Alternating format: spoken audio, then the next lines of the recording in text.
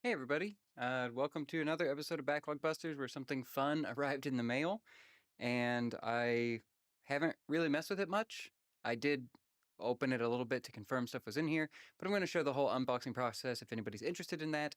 And then I want to get it set up here and compare it to the Analog 3D next to me, the MiSTer Multisystem I have here, and just see how it all works. I'm very excited for this one. I've been waiting a while for it. But it this one seems like a very cool combination of the plain MiSTer FPGA project that's all open source and everyone can contribute to, and something a little more dedicated, a little more, I guess, feature rich, less tinkering maybe, but we'll see how much tinkering's involved. So yeah, let's get started. So here is the SuperStation One by Retro Remake, Taki Udon's company.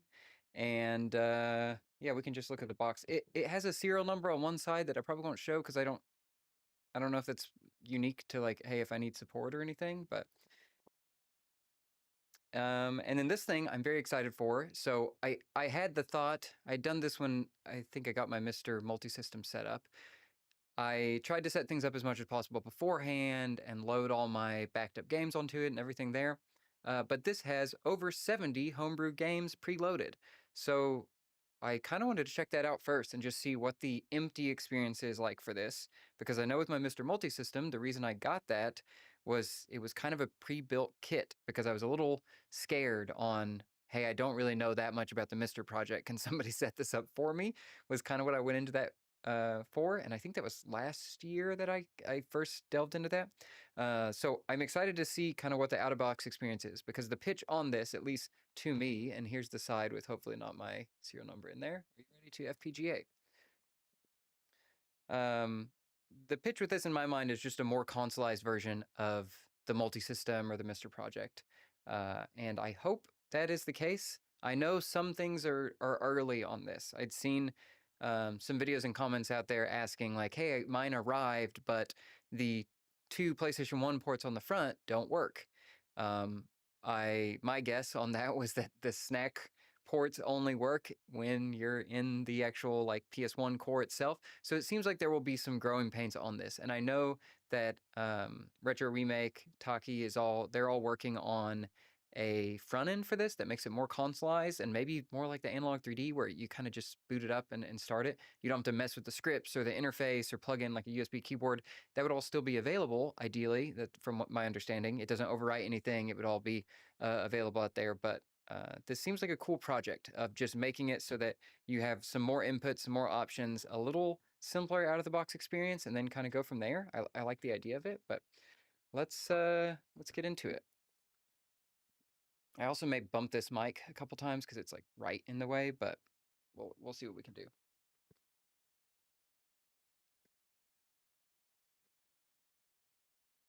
Okay, box in a box. This outer shell here.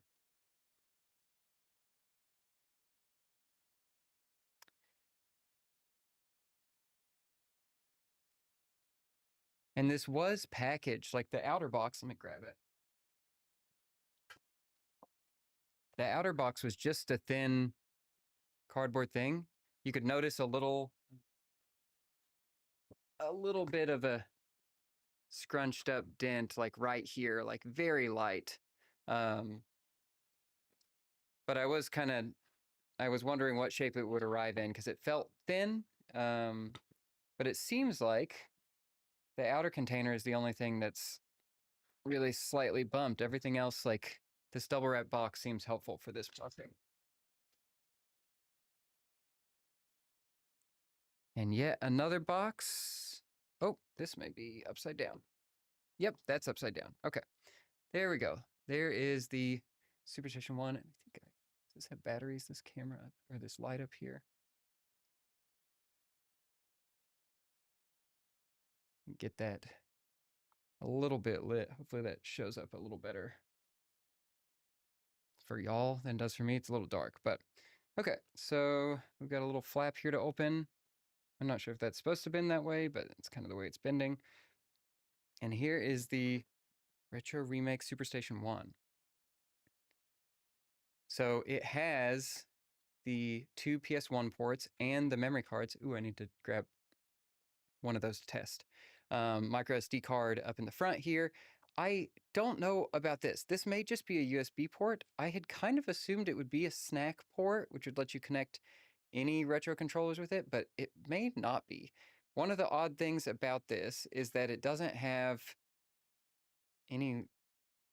I couldn't find a manual online to look at, and this should be the extra port for when you connect it to the dock, which is something I guess I'll talk about later.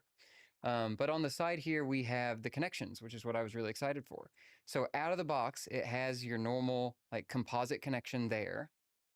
It has a dedicated, I actually don't know. Is this Guncon? C-O-N? There's no manual that I've seen, so I don't know yet. And an S-video connection. And then on the other side, it has your component connection over here. I have no idea what these dip switches do. I assume that would be in a manual somewhere. But it seems like a lot of people have just been pointing towards just look at the MiSTer manual for now, or like the MiSTer site. This is the, DIN 10 or whatever port, which I think maybe the Saturn connected to. Somebody can correct me if I'm wrong there. HDMI out, VGA out as well. I think, yep, headphone port, Ethernet, 2 USBs, and then USB-C for power in there. This does have the kind of odd thing that I had gotten and done a live stream on the... This button sounds kind of nice. That's probably not picking up because noise cancellation is on. I gotten the MiSTer Pi, his kind of first project in the MiSTer space, and it had worked very well for me. I had no complaints with it. I wonder if mine has the... I'd seen some people saying that you could get a fan with it to do some adaptive cooling or active cooling, but I don't know if mine has that or not. Either way, I had gotten his original project that was just the MiSTer itself. I ended up selling that to actually someone who reached out, I think on Instagram, and had wanted that because I had mentioned that I probably wouldn't keep it. I just wanted to check it out. And so I had sold it to someone else who's interested in having it, and it saved them having to wait for another set of pre-orders. So it seemed to work out for both of us. But I liked that project. It was just basic. It was just the MiSTer project. And this being consoleized, being something that has all the ports out of the box, and the MiSTer Pi all-in-one bundle did have a bunch of analog ports and everything, but I just like the idea of this all being like no jumbled cables. It doesn't look like a Raspberry Pi project or something. Maybe that's silly of me, but I kind of like that I won't have to like baby it as cables are wrapped around it and things in there. So I kind of like the idea of a consoleized version. Maybe that's just me. Maybe other people like the tinkering options, but I'm not developing for these boards, so it hasn't been a super thing I've worried about. We get a little sticker with it. We got our charging cable, and we get a little HDMI cable in here as well. And then I guess I didn't feel anything else in the box, but I'm kind of running blind here. Is there anything else in here? Certainly can't see with the camera angle I'm giving you. Oh, okay. We have another sticker and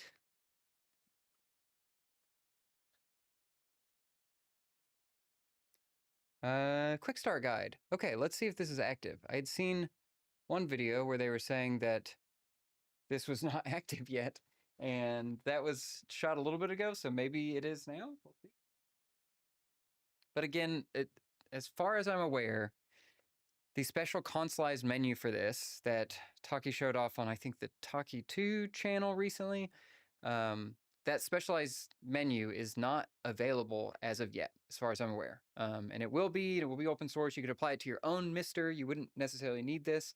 That is coming later. So this should just be a MiSTer with outputs built in today.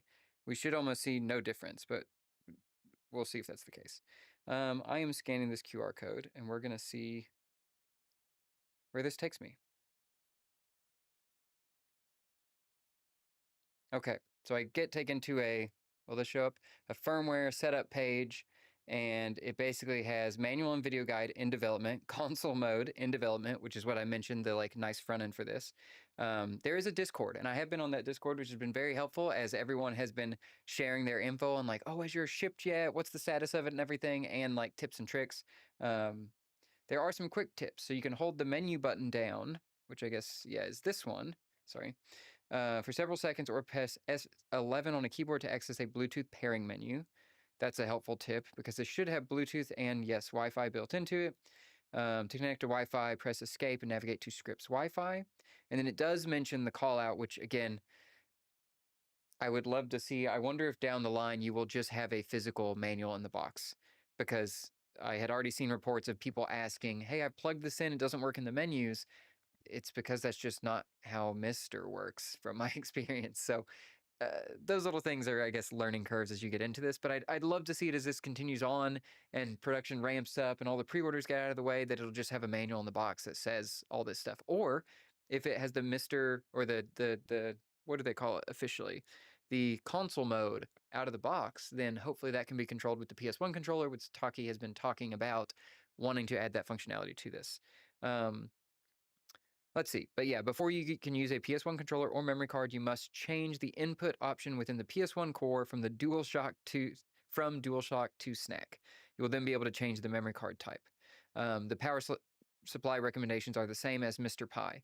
And this was the thing about the MiSTer Pi, is it specifically said, yes, MiSTer Pi requires a minimum of 5 volts, 2 amps, and then describes all this stuff of how to connect everything and all that.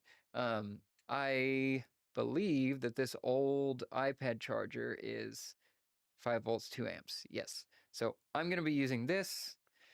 This is just a USB-C cable, huh?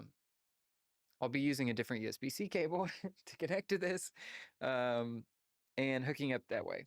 So let's power it on. And what I do have for comparison, I guess we can just go to this. So here is the MiSTer Multisystem hooked up. And I'm going to change some of these inputs around. But the MiSTer Multisystem is hooked up to the side here, and I have this nice script on it that is the like a tracked mode, where it'll basically run through all your cores and all your games that are installed on it. It'll pick a random one and then just start playing it. So I guess it won't be burn-in on your TV. I think it's just cool looking. I don't know if this helps save your TV or anything. But like, that's a script that I will want to add to this, and it probably won't have out of the box, but we'll find out. And then I also have the Analog 3D hooked up just to do some comparison. If we want to look at N64 versus this, if everyone's wondering like what the comparison would be there. We also have my old split from when I did the Analog 3D and Nintendo 64 testing. Probably won't use this one unless someone wants to see a side-by-side, but the labeling's all wrong, so we probably won't do that. But okay, let's switch to I guess this. I'll just do you on this default one and probably switch the input. So give me a second to get this connected. Let me grab a USB cable for this that will actually work, that I think I probably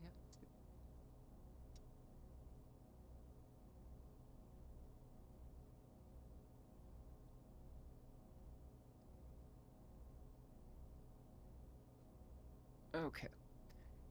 The other thing that I've been interested in for this is just all the different outputs. So my MiSTer Multisystem does not have any analog outputs that are easy. It has a VGA output, it has a SCART output, it has HDMI. But to get those into my televisions and not into a monitor, it's kind of annoying to do. I've got to get extra cables, I've got to change settings. So this is part of the appeal of this, is that I've been told that it outputs everything at once. And I do have a big CRT next to me, so we'll hopefully check that at some point and see what that's like, and see how that connection goes. Let's see. Okay. Let me get this wired in.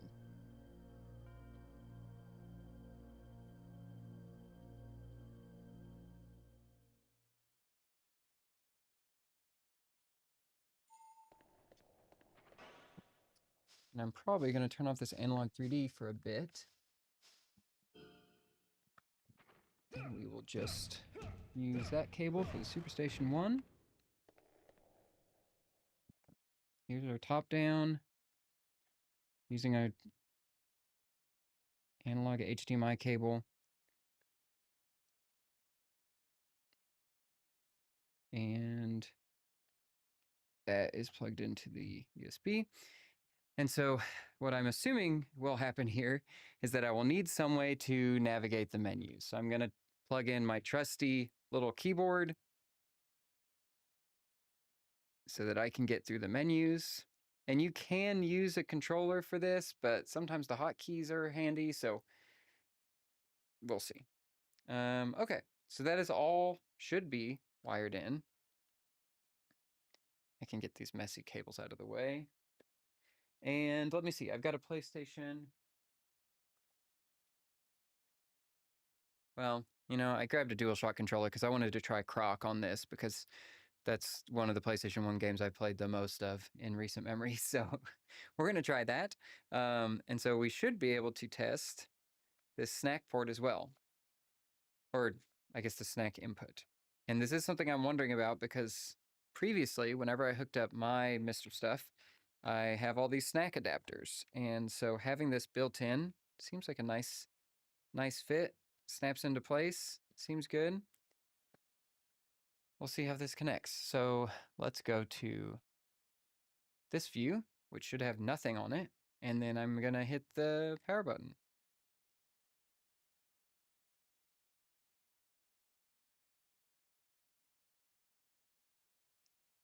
There we go. SuperStation One. Okay.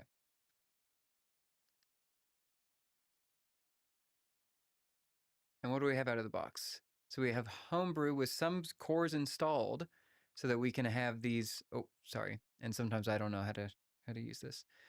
Some of these cores installed in Homebrew.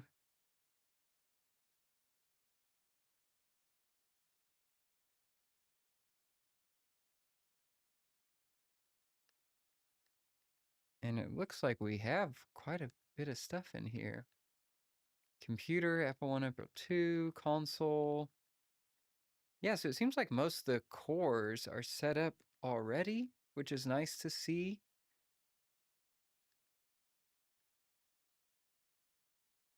And I'm wondering on these, I have no idea what these would be. I think this is like an output mode, but I'm not actually sure. Genesis N64 80 megahertz. So this should be the turbo core, I believe, for the N64. I don't know if that's out of date, but that should be the thing. That is the thing that people have been comparing the MiSTer project against the Analog 3D, because Analog 3D has that overclocked mode in there. And other across Flappy Bird. Okay.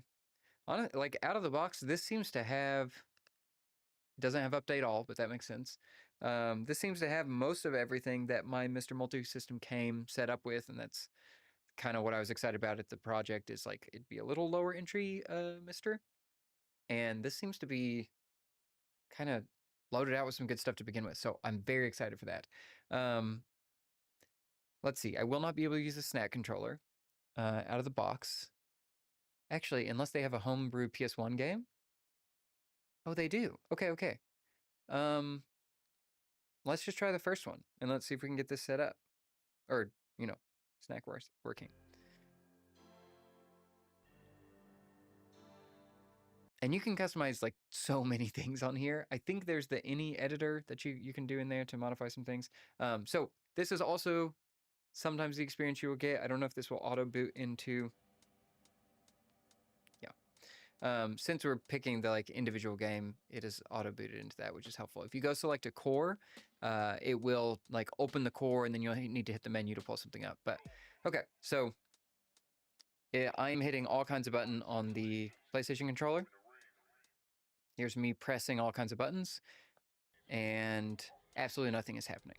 It's just running the like attract mode for this game, and that is because SNAC is not enabled. So I have to hit my home button on my little keyboard here, and then go in, and there should be PSX options for pad 2. Oh, and I forget you have to hit the like OK button. So DualShock by default, digital analog Guncon. We get all these options, and then I think, oh yeah, there we go. SNAC port 1. SNAC port 1. Okay. You can also turn on things like multi-tap. Like really, this should support pretty much everything in my experience that the PlayStation does. So now I hit the start button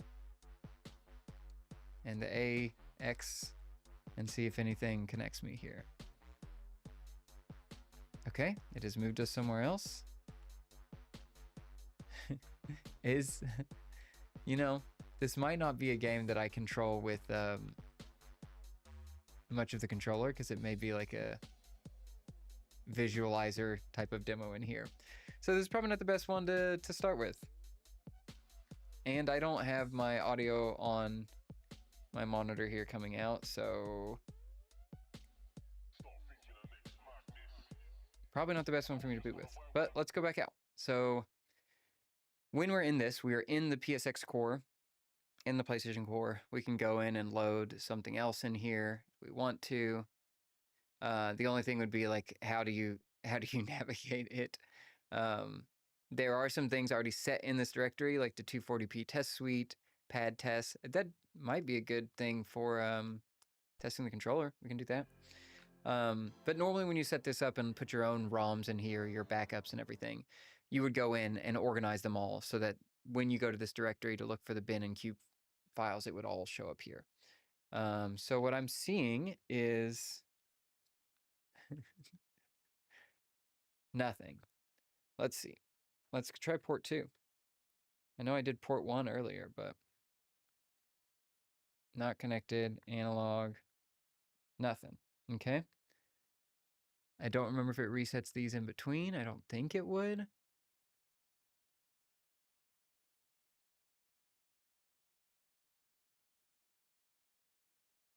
SNAC port 1. Let's just do this one as well. SNAC port 2.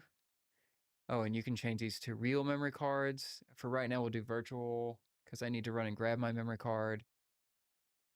What's in miscellaneous? Fast boot, PAL limit. Okay.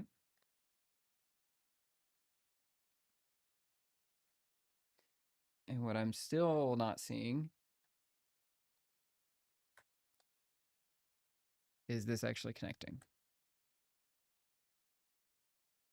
Do I need to bring another controller down to test? Probably. But this is making me feel confused as well, because I kind of thought I knew where the where the setting was, and now I feel like I don't. SNAC port 1. It should really be this, unless it's just like not seated correctly, but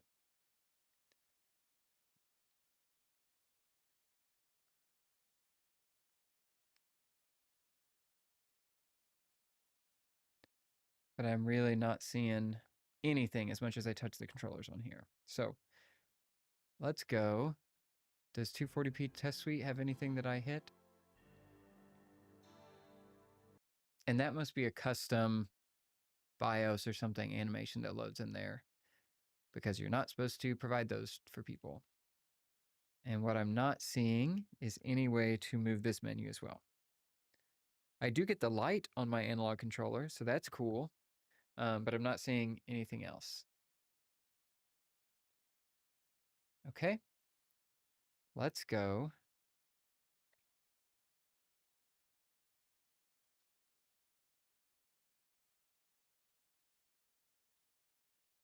Back up to the top. Homebrew. PSX. Let's do this one. Let's see if we can get it to connect.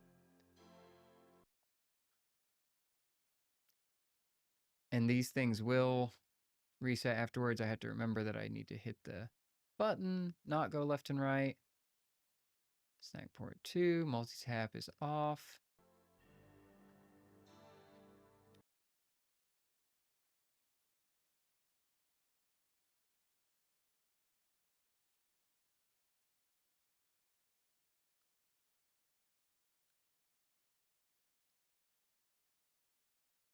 I'm still Not getting that.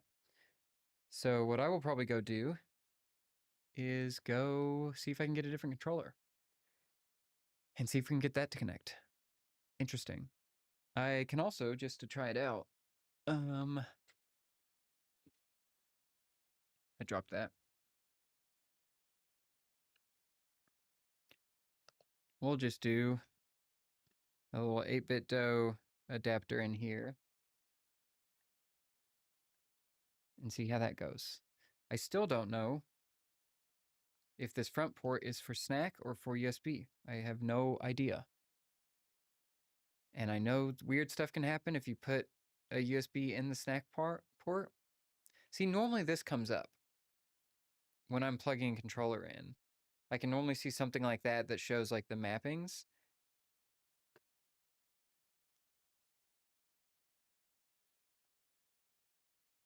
Okay.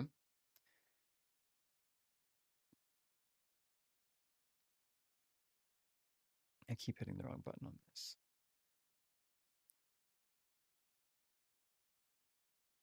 Yeah, sorry, DualShock.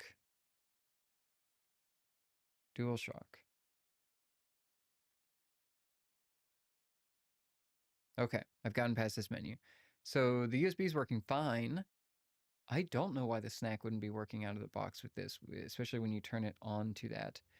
Unless we need like an updated core, and this is maybe out of date for some reason.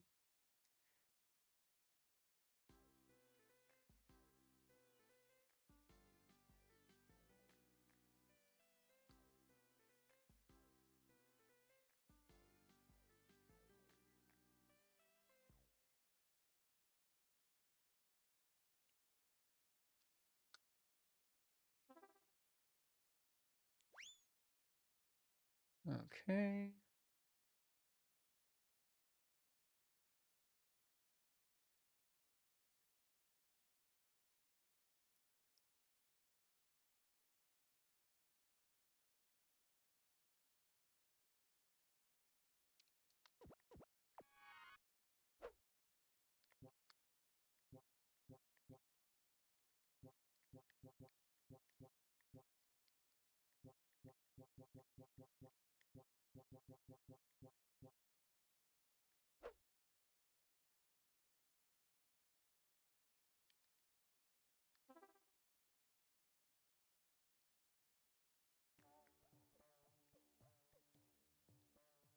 I'm not totally sure why my D-pad directions are reversed in this game.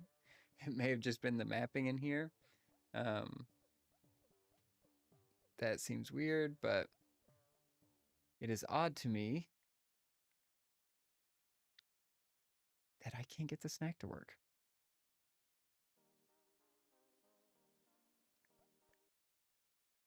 But this does function, so that's good. And then if I go back into this menu,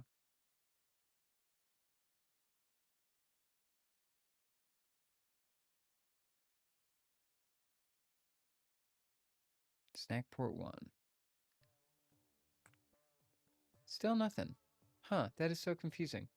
Okay, what I'm gonna do is probably hit this ad break button because I discovered this is something I can now do thanks to all of you that got me monetized off the Analog 3D videos, which is very exciting. And I can now do ad breaks, which will give me a chance to go grab these controllers and step away for a second, and I will be back in just a second to test this. So give me just a sec. Okay, I have grabbed some controllers. Hopefully that wasn't too appalling to see an ad in here.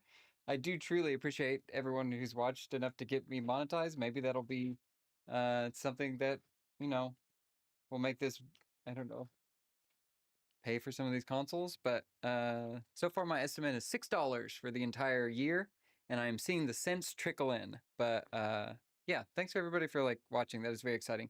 If these ads in the live streams are annoying, I will turn them off. Please let me know. Do not hesitate to let me know. I was mainly just interested in if I take a break, would that be a useful waste of time or something? But we'll see. Okay, we're going top down, and I have grabbed a different DualShock 2, and we'll see if this has any different effect on here. to see if we can get this to play. I don't know.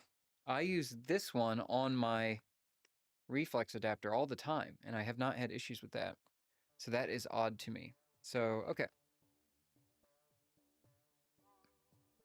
Nothing. I get the analog light. I get this little light that shines that shows me that it's in analog mode, but I'm not getting any action out of the controller when I move stuff around. And then pulling up this menu, let's just double check. We have SNAC port 1 and SNAC port 2 open. So in my mind, that should connect and be fine. And the DualShock, that was hooking up my little 8-bit DO controller. So SNAC should be it. Let me see on this little quick start guide.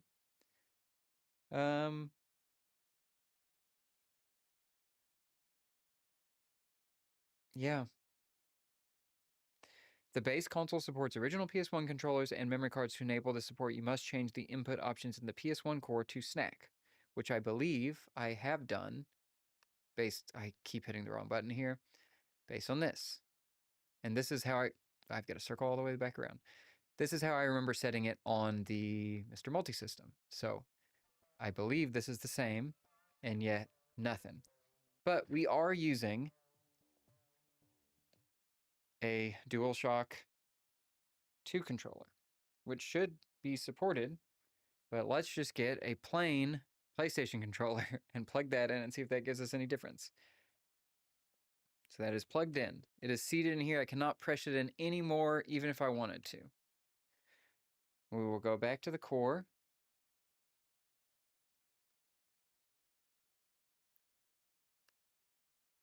Save memory card status, save states, system types auto, SNAC port 1, and miscellaneous. I didn't see anything else here.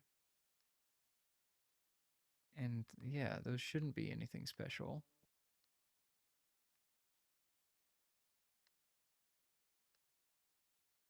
There's the define PSX buttons, and that is not showing up with anything. So menu,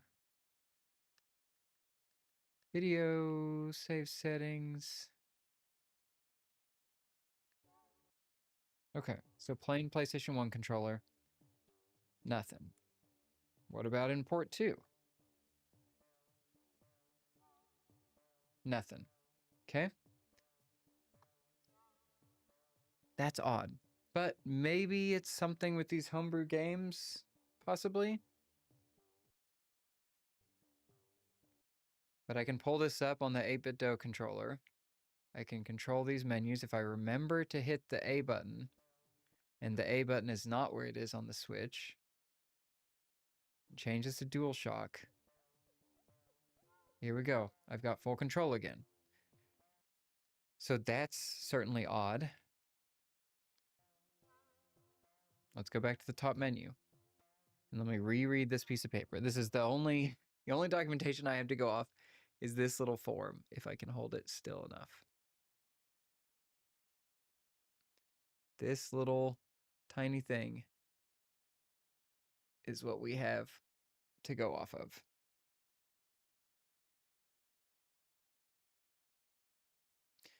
It could be that, would you need a different core to be able to change this? I'll just keep these plugged in. I'll keep my PlayStation 1 controller plugged into port 1, my DualShock 2 controller plugged into port 2. And I'm hearing things like seat in there. I would think that this would connect fine. It's very odd to me that it isn't. And let's try the one other homebrew game on here.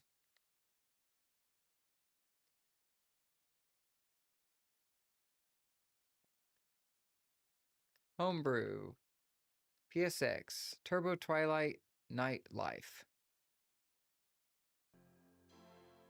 Okay, here's this little custom animation because we do not have the PlayStation 1 BIOS loaded onto here.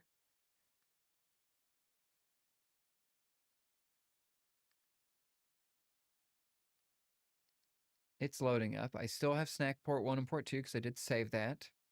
So ideally, one of these controllers should work, right? And neither one is working. Why is that? And the other thing that this little piece of paper says is that additional SNAC controllers can be used via the user port on the SuperDock. So that's the one kind of limitation of this out of the box, is that kind of confirms that this is not this is a plain USB port on the front. So it's not that is a SNAC port that I can plug things into, because on my multisystem,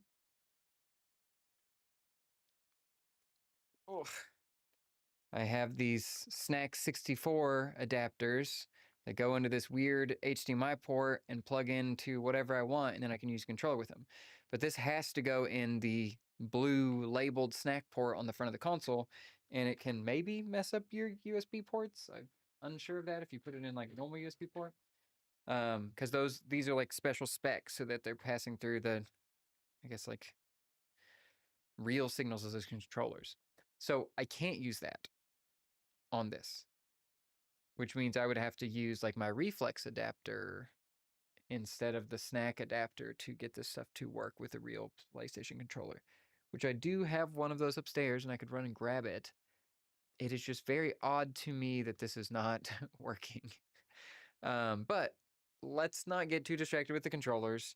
Let's just look at this as far as like MiSTer Project itself. Let's look at the other homebrew games, and then I'll run up and grab a different controller. So now that we know this port on the front is safe, let's do the 8-bit dongle right into the front. One big tooth on this thing. And let's just check out some of these homebrew games. So I will pull up this menu. I will change. Oh, I cannot for the life of me remember to hit the right button. Okay.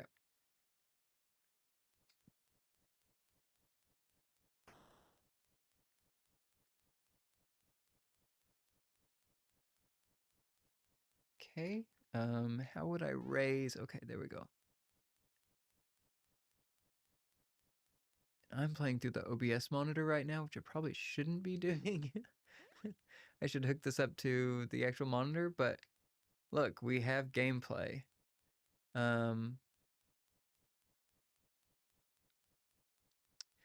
Yes, Fondre 9124. Yeah, I thought I understood what the setup was, because anytime I enable SNAC adapters on mine, I just do it in this setting. But yeah, maybe there's something in the home menu. It is odd to me because I thought it would be so MiSTer-like out of the box that I'd be able to use this little MiSTer knowledge I have to figure this out. But I need to give people more credit that it is more complicated than I expected. Because even the little guide just says you need to be in the PSX core and enable SNAC. And I thought I'd done that as much as I had, but let's see.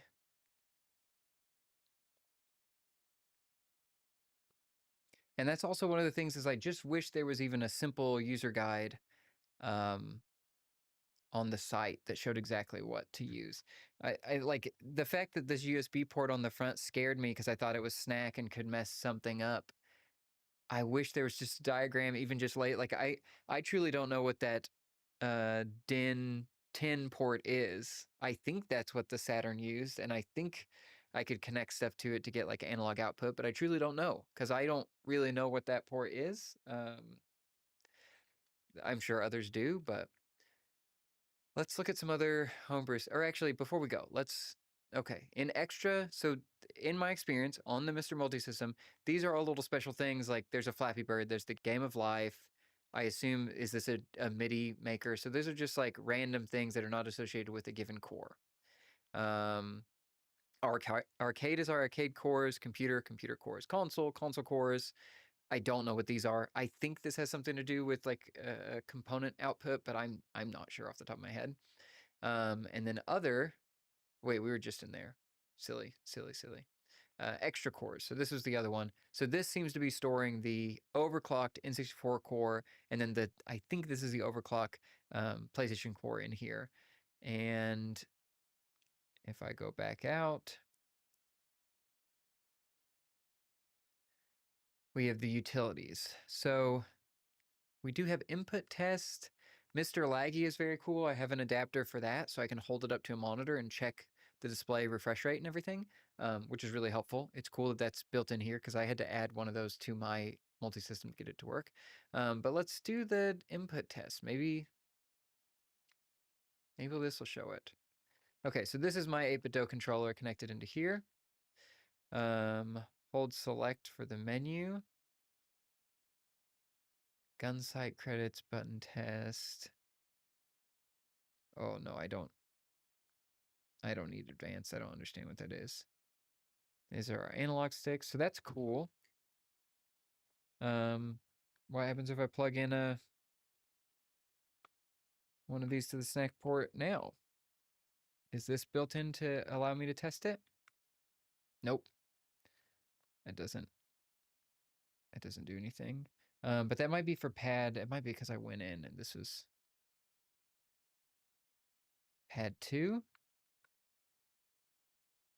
Pad 1, pad 2, pad 6, 5, 4, 3, 2.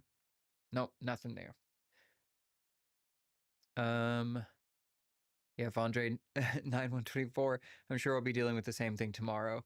Yeah, it seems like we all may be dealing with this. I really expected this to be simpler, and I had way too much confidence in my MiSTer ability, I guess.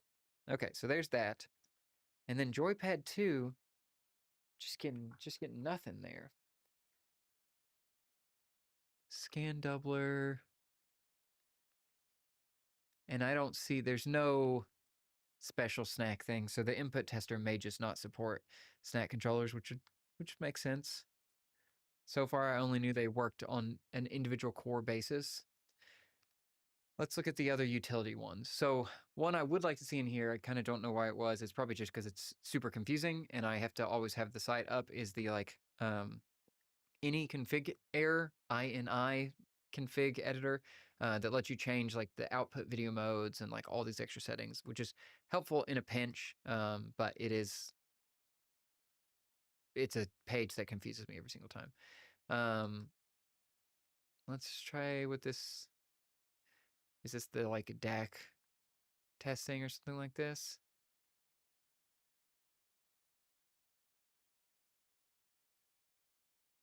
Probably. Okay, so I truly have no idea how to get the SNAC stuff working at this point. So let's just go check out some of these for a minute, and then we'll try some other options in here. I'll also, yeah,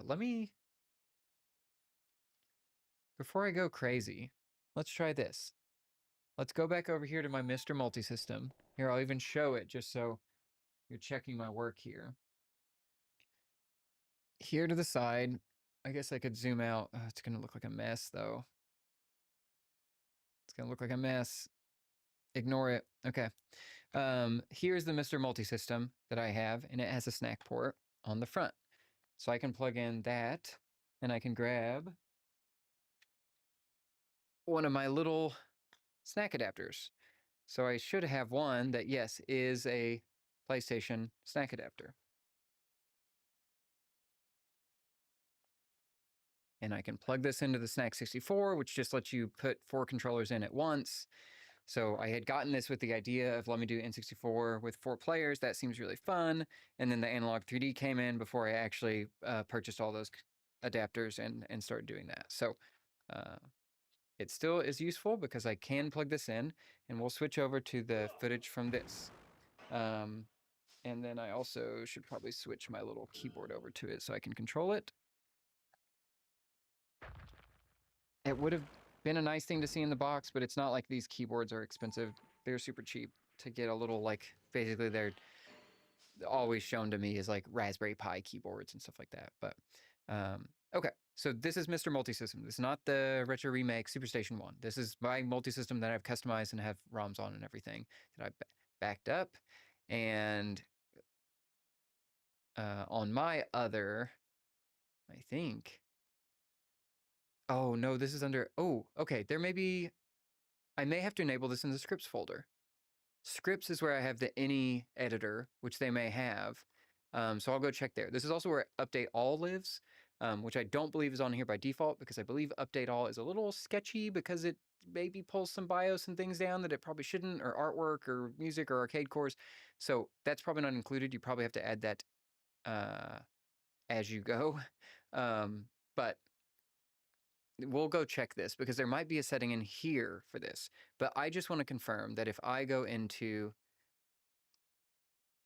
console and then I go to PSX, I also ran a script on here to rename all my cores to say the name of it because I was confusing myself with some of the like official names of them or whatever these are supposed to be. Okay, so then I go in here and I would change DualShock, and you gotta hit the OK button. SNAC port 1. And then I should be able to, oh, I didn't pick a game. That would help. Okay.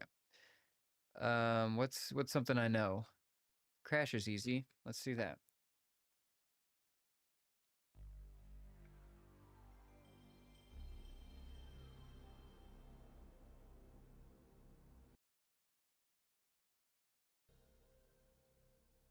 Okay, we're loading this up. Vondre 9124, I think I found the video you saw talking about the controller issue. Yeah, it was the one that made me overestimate my MiSTer ability here. If we're talking about the same one. That I was like, oh, easy, you just got to turn on the SNAC port. But it may be outside of the core. We'll check that scripts folder. Maybe it's living there. That would make sense to me. But it seems like, yeah. So here I have this controller wired into this adapter for the SNAC 64 and into my SNAC port on my MiSTer Multisystem. And I can play Crash Bandicoot with this original controller.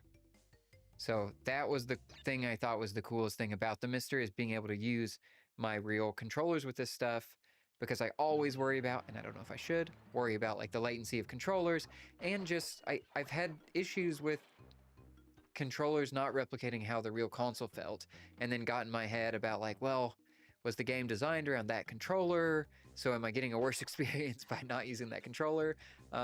Probably something that other people are not worrying about, but it worries me. So this is what I was super excited on the MiSTer project to be able to do, and I was excited for the SuperStation One to be that same thing. And since it is a MiSTer, it should be possible, but the fact that I need the dock to access the SNAC port on the SuperStation One, because they are utilizing the SNAC port, I assume, or that protocol for the controller ports that are kind of built into it. Which helps you not have to have an adapter, and I think that's very cool, but we'll go back to it and see if we can get it working. But this is just proof that it is, and I don't think, yeah, okay. Here is proof that I am moving the stick, and Crash is moving, and I'm hitting the button. So like, it does work on the MiSTer, putting a real controller in. So let's go back to the SuperStation. Let's switch my little keyboard back over, and let's test it out.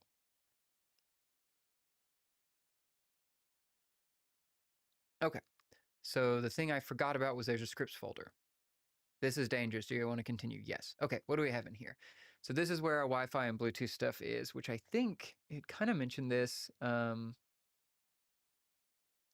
might have been on the website that it had mentioned that you could like hold the menu for 11 seconds to pull up some of the stuff. Okay. DMESG check. I don't know. I don't even know what that would mean. We've got the Wi-Fi, Bluetooth. This I think does have Saparu. I don't know how to pronounce it. This is the NFC reader that I believe, if I was looking at the sheet right, that this is already built into this, that you can get these cards. I have one in the Multisystem as well, that it has these RFID cards, and you can even load up the app on your phone, and you can reprogram it, so when you touch RFID to it, you can have like a little controller card, or a cartridge card almost. Like I could have a cartridge card, like the Croc artwork on a little card, and I touch it to the console, and then it launches Croc. And that's really cool to me. I haven't printed any of those, but I still think the idea is cool. So that stuff is cool to see built in because I do think that just adds to the appeal of the MiSTer. And yes, they do have any settings in here, so you can go in and edit. We can go look at it. It's a nasty interface. It freaks me out a little bit. But yeah, here are all these like settings where you can change, and this could really mess up. I've had this. I've applied stuff in here that I've then realized, oh no, I go cancel. I've messed up stuff in there where I've changed the display modes, and then the MiSTer is no longer displayed. Then I had to pull the micro SD card out, and I have to go manually edit that any file. And it's kind of a pain. So they're not lying when they say this is dangerous in here. There are things you can change. This should be the real-time clock. I think this is the attract mode.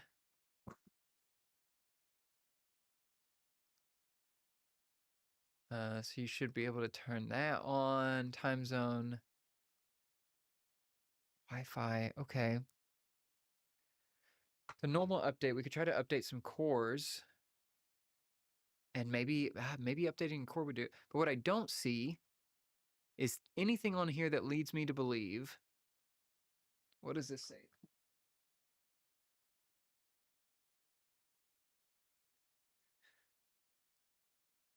I don't see anything on here that leads me to believe there's like an overall SNAC setting.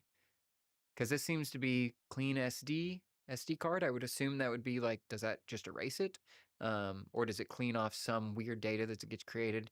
Clear Bluetooth pair, so that should clear that off if you want to pair new controllers, I would assume. Fast USB polling, I would assume that's exactly what it sounds like. The favorites is a cool mode. So you can add a new favorite, and then you can navigate to where you want that favorite to be, or like what it needs to select to. So you can add a folder that is like, oh, here are the games I want to play, so I don't have to scroll through the millions of games that I have backed up onto here. Let's see, what else is in here? So this is another thing I was mentioning, is like the update should update the cores that are on here.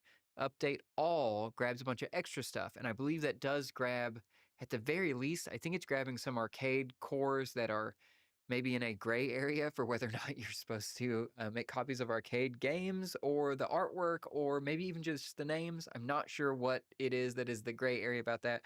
But the update all is the thing that you will see most everyone running on their MiSTer. It's just kind of not allowed to be distributed for here. You have to make the conscious choice on your end to add update all and get everything hooked up to here. So that was the same thing on the MiSTer Pi when I got that and tested that it was exactly the same. They did not include that because they don't want to get into trouble with it. I'm also noticing that I guess I also hit the recording button on this stream, and I don't know if I wanted a local copy of it, but maybe it's breaking that out. Let me double check, because I hope that my stream health still seems good. So hopefully that, okay, it probably wasn't messing anything up. And was I breaking those videos up by...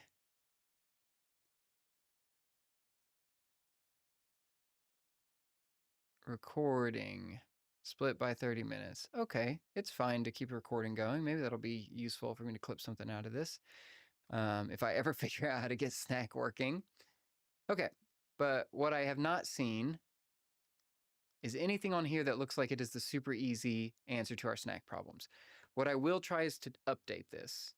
So give me a second. I don't know if the update like lists out my like Wi-Fi IP address or something. I guess it'd be my local one. It probably wouldn't matter. But I may cut away from that for a second. This is also very helpful. I can talk about this for just a second because I had to deal with this and I didn't really know you could rename these.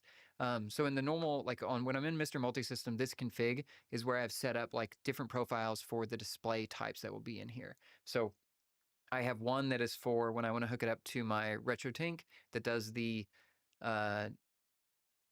digital video. Is it called DV1 or something like that?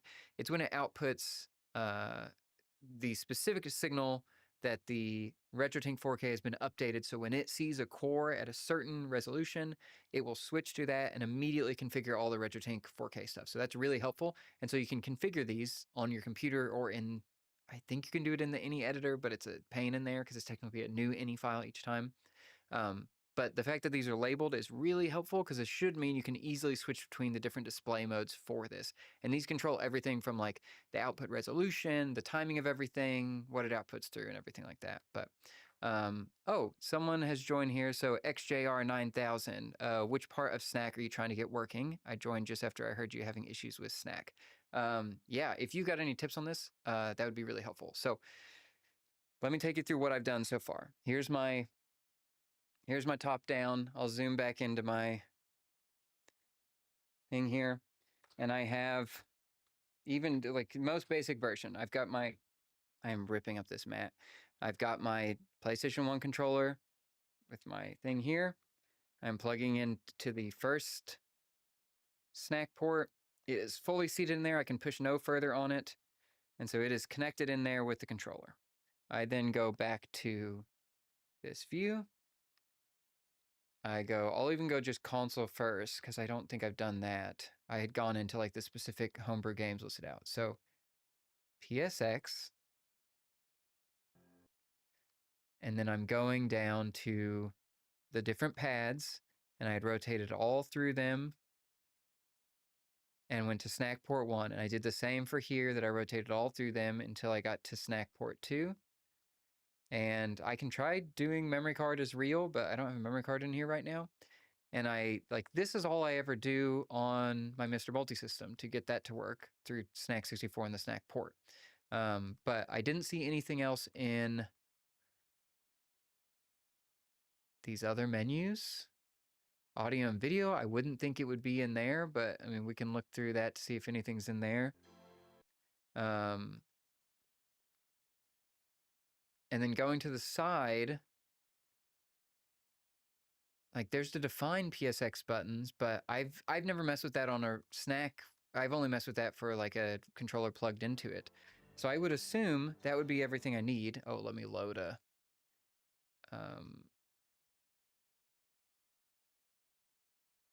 oh, where did the Homebrew folder get put in this? Okay, at Homebrew, at PSX. Oh no, this is like a favorites menu that he set up. Okay, where would this be? Homebrew docs.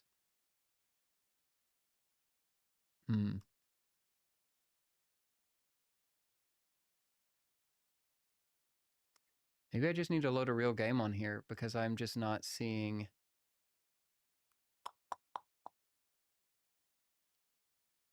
Under games, is there something labeled Homebrew in here? Home Lab, no. I don't know where those are getting put. PSX.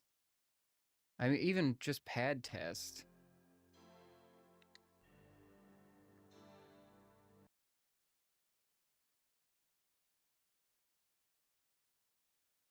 Oh my gosh, what?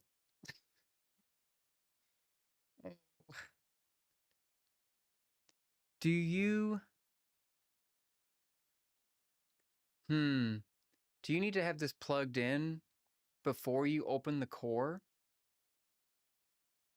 Because I'm not sure that I had done that the first time. And look, now all my buttons are working, which it didn't the first time. Yeah, XJR9000. It looks like it's working now. And the only thing I can guess is I don't know that if the first time I did this, I had plugged it in before I launched the core. And yes, I knew that the SNAC doesn't work on the menus of the system, but I hadn't gotten it working in the games before. Let me go back out to the front menu, because the first time I at least went to the favorites menu, and I don't know if that changes anything. So I had gone to Homebrew, which seems to be a favorites menu, to PSX, and then I chose, here's a random thing, one of the Homebrew stuff in here. And then I had to open up the menu. I had done SNAC port 1, SNAC port 2, just as I did when I just showed this, and the controller had not worked. And I tried it for 3 different controllers, but let's see if it works this time, because this little rat helicopter game, like we tried to do this and then it would not work, and now it is working. I truly don't know if it was an order operations or what I did. Let me just try that. If I unplug this mid-game, if I plug in a DualShock 2 controller. So that now I've got this wired up to it. And it just works. What could I possibly have done in between here? I will have to go watch the stream back to see what I have done. My mind is melting that I don't. I could swear I did exactly the same things the very first time, and I even went through the MiSTer Multisystem to compare that I wasn't doing the right things. But yeah, it seems to be working now. That's great. I do not know if I hit some extra button or did something. Yeah, it seems to be working fine now, and this is what I would expect from it. Is I would change that SNAC setting, and I don't even know if I've done this on my MiSTer Multisystem. Is that I can save the settings, so that's helpful. So if I go exit again and go back to the top menu, what were the games in Homebrew?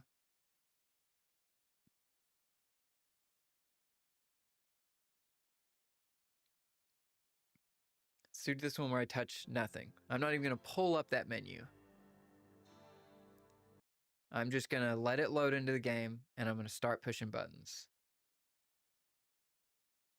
And let's just see, because I hit start to proceed and immediately. You know, I can't be too mad. It's working.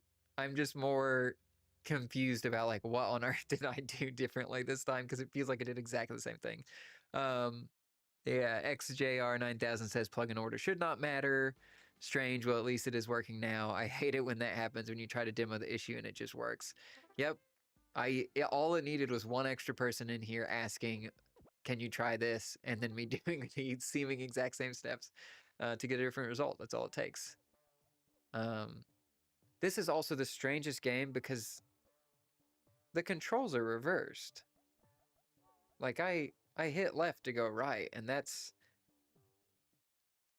not correct. Oh, right, this is on the other mode. Yeah, don't look at the multi-system over there. So I don't know why that is, unless I'm technically moving the like background, but that doesn't make sense. But yeah, so SNAC's working now. That's great. What would be our next step? Let me try the update. Let me see what the update does to see if we get any new core updates. And then I'll probably need to do... Yeah, let me run and grab some stuff. Let me try to transfer a few games over and get this set up. So I'm going to cut away for a second. And probably be gone for like a minute here to grab some things, and I will be right back. So we're gonna try this again. Y'all tell me if you hate it, but I'm gonna hit the break button on here and it's gonna go to a commercial. And if you hate the commercials, yell at me in the chat and I will stop doing it. But we'll just see. I just got this feature enabled, so we'll see how it works. So I will be back in exactly 1 minute. Okay, I'm back, and I have not transferred the files all the way yet. 1 minute, way too quick a time for me to do a turnaround. Let's see. I'm gonna start transferring stuff, and then I'll read through some of these chat messages while we wait. Okay, so here is my unnamed USB drive that I have, and I don't have a good screen set up to show my like desktop monitor, so I'll just I'll narrate this stuff. That's exciting, right? Okay. My games folder, and since we want to test PlayStation stuff, and maybe an N64 game, I'll throw a couple of these into here that I've backed up, and then go from there.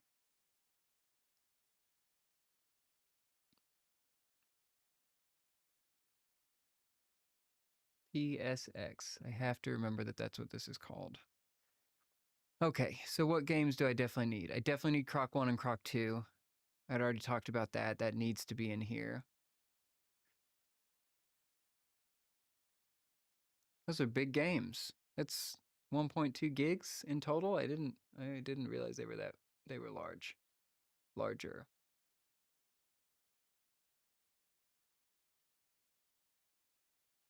Those over. What's some other PlayStation games that I should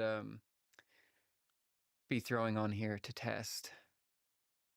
Oh, obviously Mega Man Legends. Yeah. That's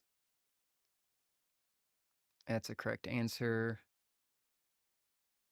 Oh, Crash, not Diddy Kong Racing, Crash Team Racing, which I've heard is like Diddy Kong Racing. Definitely should have these over here. Any other, what other PlayStation game should I put on here to test it out?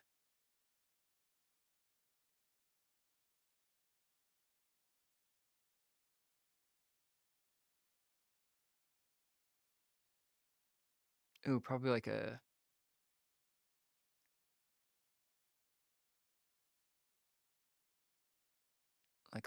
Lego Island, a Spyro, obviously that would be good. NASCAR Rumble is pretty good. Okay, let's see. Do I have that one readily available? No, I do not have that one readily available. I will have to follow up on NASCAR Rumble. I will add that to my list to look at on here. Rumble Racing. I don't think I've heard about either of these. I have Runabout. I have Roll Cage.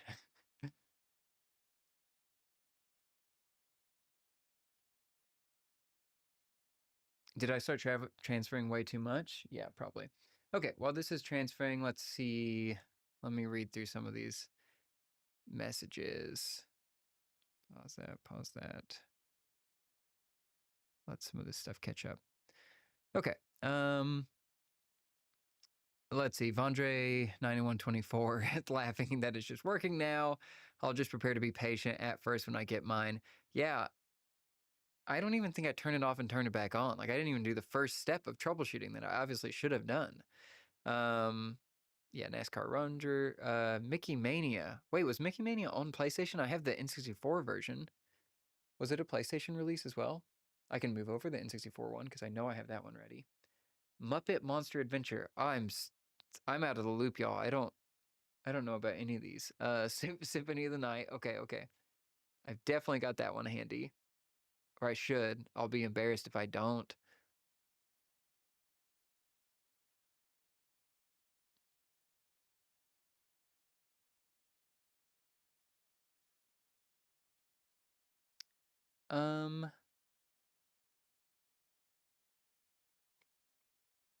Wait, would it be sorted by C for Castlevania? Yeah, it would be. That's where that would be. Okay. There was a PlayStation 1 release of Mickey Mania. I had no idea. I had gotten on N64 because I was like, oh, another. Wait, I'm mixing that up with Mickey's Speedway. I see what you mean now. Okay. I still don't think I have that one ready because I didn't even recognize the game. That makes way more sense though. That's way more clear. Oh, I do have obviously because I hasn't spent much time in them, I should put Tomba 2 on here. And what was the other one? I feel like there was another.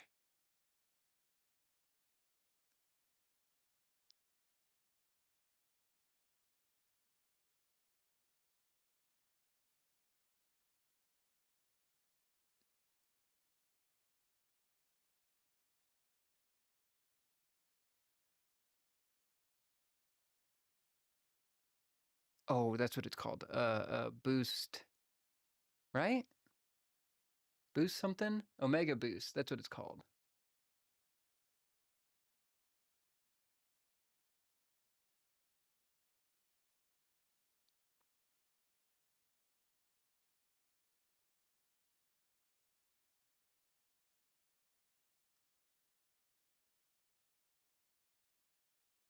Okay, things are continuing to transfer. Let me create a new folder.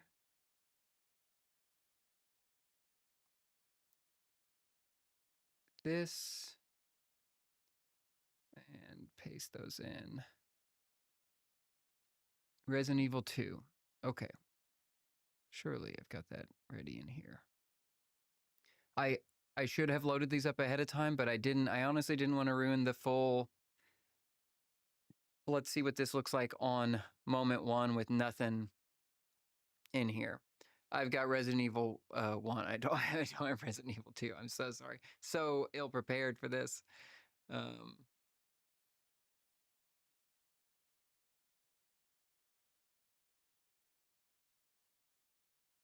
Oh, okay. Okay. I do have another one that I should load up in here. I know for a fact I should do this one. Get that. Here's another PS1 game, In the Hunt. I definitely don't have that one. Sorry, I'm gonna have to make a list of these for to test this out next time. Y'all are mentioning so many PS1 games that I do not know at all. I'm so sorry. Okay, it's a side-scrolling submarine shooter made by the devs that eventually made Metal Slug. Oh, wow. Yeah, I've not heard of that one. I assume that has incredible pixel art though, if it is made by them. And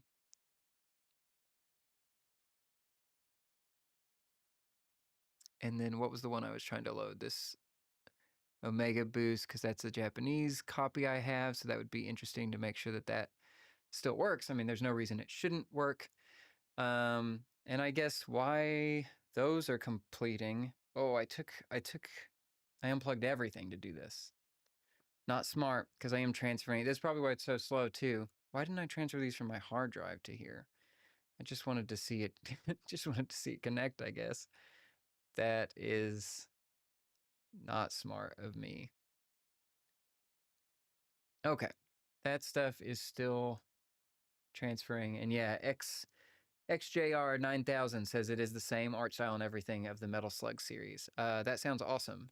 That was another cool thing about the MiSTer, is just being able to check out games that I've never seen or do not have access to, like Neo Geo games. I haven't played a lot of those. A lot of the Metal Slugs are on there, and I've played a little bit of those in like arcades and everything, but never spent a ton of time with them. So it is cool to be able to check out that stuff and just have it all accessible. It's very, very neat. But I really planned this badly with these files. I thought the novelty of seeing my struggles with basically no games to see what the 70 homebrew games were would be more exciting, but I'm worried it is now leaning towards annoying to to see this progress transfer over here. Yep, these are still transferring, so you'll have to give it just a minute here. What can I hook up in the meantime? Let me plug something in so we're not just staring at the screen.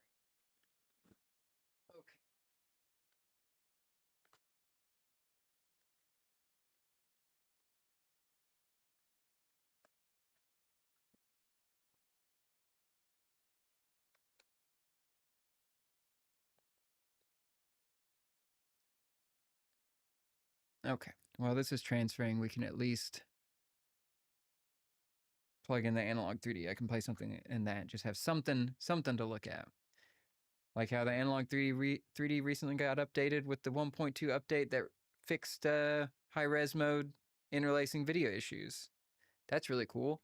That's originally what I was thinking of streaming some of, because I was just interested in what the update fixed. And then this came in, which is way more exciting than an update.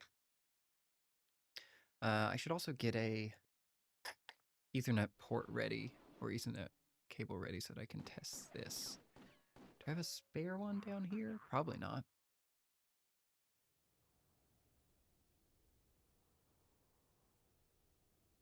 And our transfers are almost complete.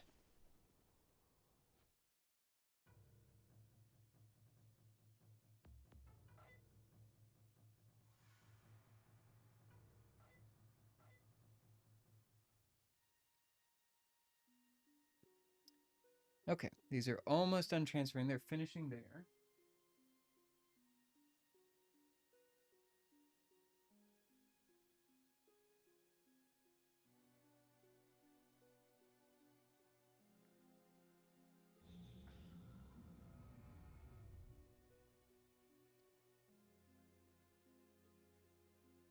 Greetings, Turok. I am Adon. The elders of the lost land, known as the Lazarus Concordance, have charged me with the task of guiding you I've on your acquired an quest Ethernet to port Primogen. or Ethernet cord. The Primogen seeks to destroy the 5 I energy am totems ejecting that imprisoned within the wreckage of these his SD workshop. cards with a couple If he PlayStation succeeds in games. destroying all 5 energy totems, he will be freed, and the blast wave of temporal energy unleashed will destroy your universe. You must stop the Primogen, Turok. Protect the energy totems at All all of those costs. should be. You will also be given additional mission objectives as you venture deeper into each of the worlds that you must explore. Let's switch back to the top down. So this is the little memory it comes with. So 64 gigs, micro SD express. This is reverse from where I normally see. So seems fine. And which direction does this go in? That way. It is nice that it is a spring-loaded one. It will launch this across the room if you just tap on it, which is what it did earlier, and I had to find it on the ground. But you know, that's a nice change because the analog 3D, you just push it in all mushy, and it's not nearly as satisfying. Okay, I will turn that analog 3D off because we don't need that footage anymore. Oh.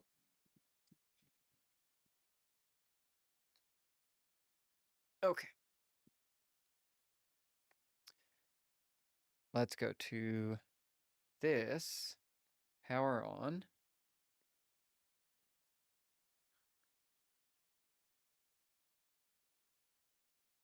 Okay, so there we go. And I will get my little keyboard out. And let's go to console. Let's go to PSX. And I'm touching nothing. I've still kept the SNAC port filled with a PlayStation controller. I have loaded the BIOS for my PlayStation on here. So we get the real boot up. Ooh, I need to try a real memory card too. I'll have to run upstairs to do that. So we'll wait on that. So, okay. And I've kept the SNAC ports here. So let's see, just on the main menu, full controller usage.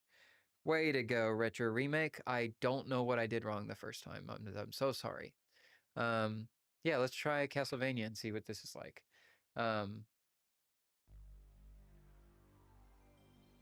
Seems great. Working way better this time around. I truly... It will keep me awake at night wondering what, what I did the first time to mess this up.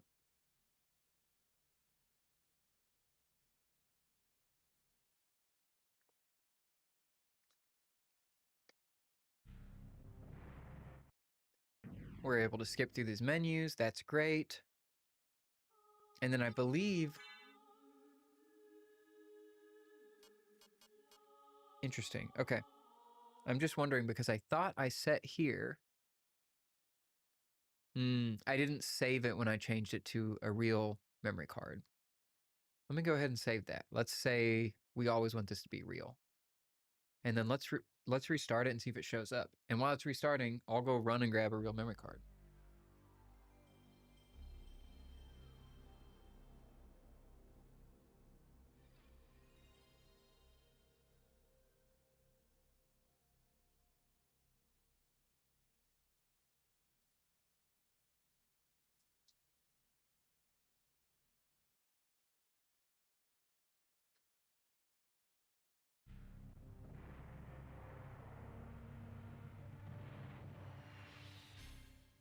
Okay, I've returned with memory cards. And let's see, it should say no memory card inserted at this point. Perfect, great to hear. We have a selection of memory cards. I've got a bad Mad Catz one. I don't know if it's bad, it just looks plain. I have a PlayStation 2 memory card, which shouldn't work. And then I have the memory card 2, which should work on both, or sorry, memory card Pro 2, which should work on both. So let's just see if we... Oh, that's it's a tight fit. That didn't feel great. No. So let's go back. It says no card. Is this Mad Catz one no good? Wow, that's such a tight fit for a memory card. Okay. No card, no card. Okay, Let's see.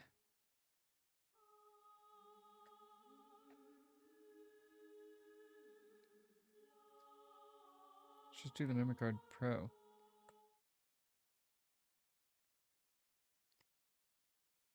little less of a type bit.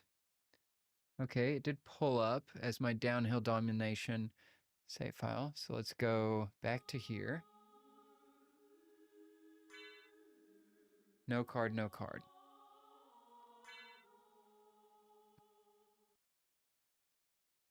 We have reel on.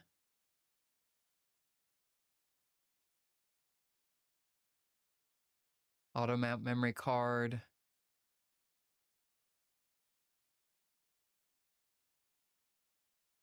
I'll just save all this. Let me go here, save settings. And let me reboot with the memory card in.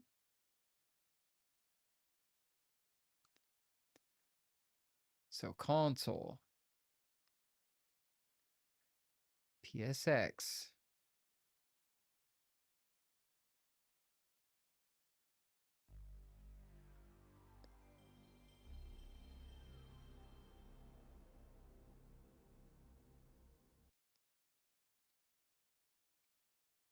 Okay, go to memory card.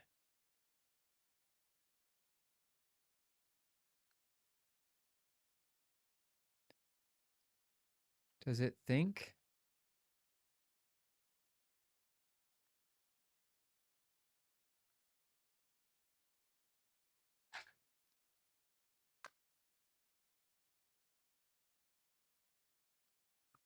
I guess, wait, no. This is reading as a PS2 memory card. Right.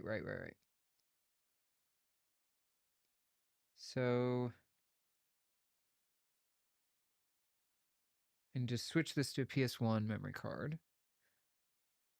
This should have my Croc save on it.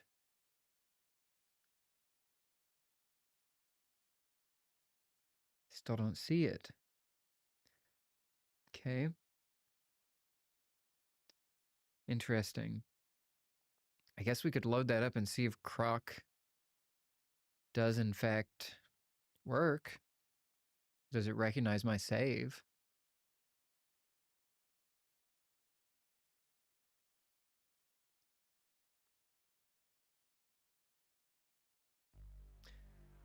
So Croc I played through on the PlayStation 2 with a PS1 disc with this memory card in here. So it should work here. It should.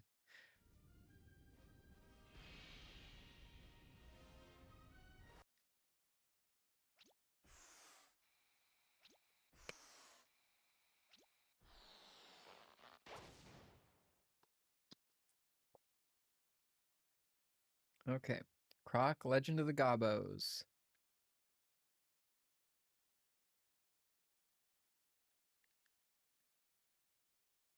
Is it just thinking?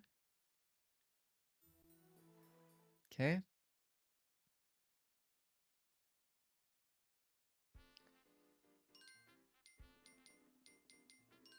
Load game. No memory card inserted in slot 1.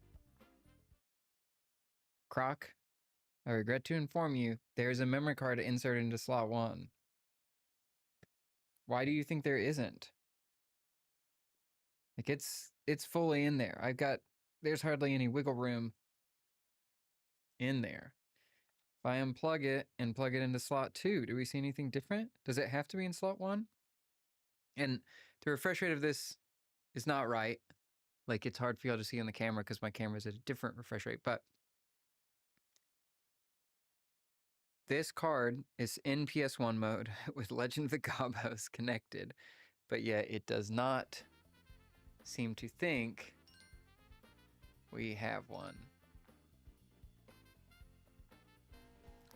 And Croc may not check slot 2. So let me put it back in slot 1. It has been inserted into slot 1.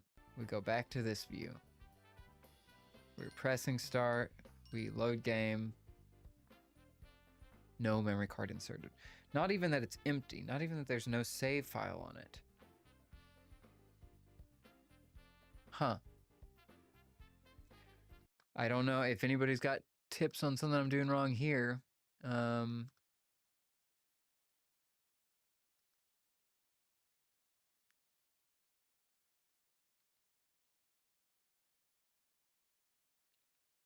Vondre9124 does say, is the SuperStation confirmed to work with the Memory Card Pro?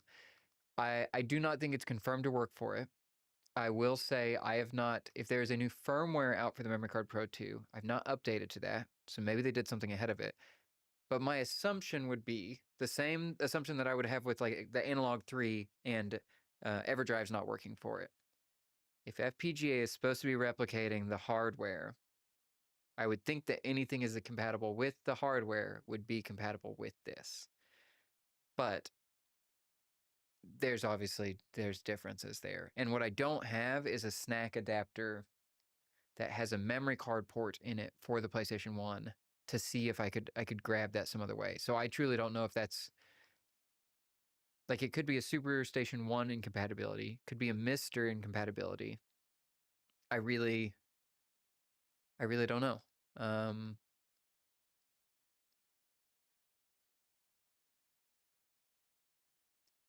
Oh, I could turn off auto mount memory card 1 because maybe the virtual card is taking that slot. The fake virtual card. Okay, hold on.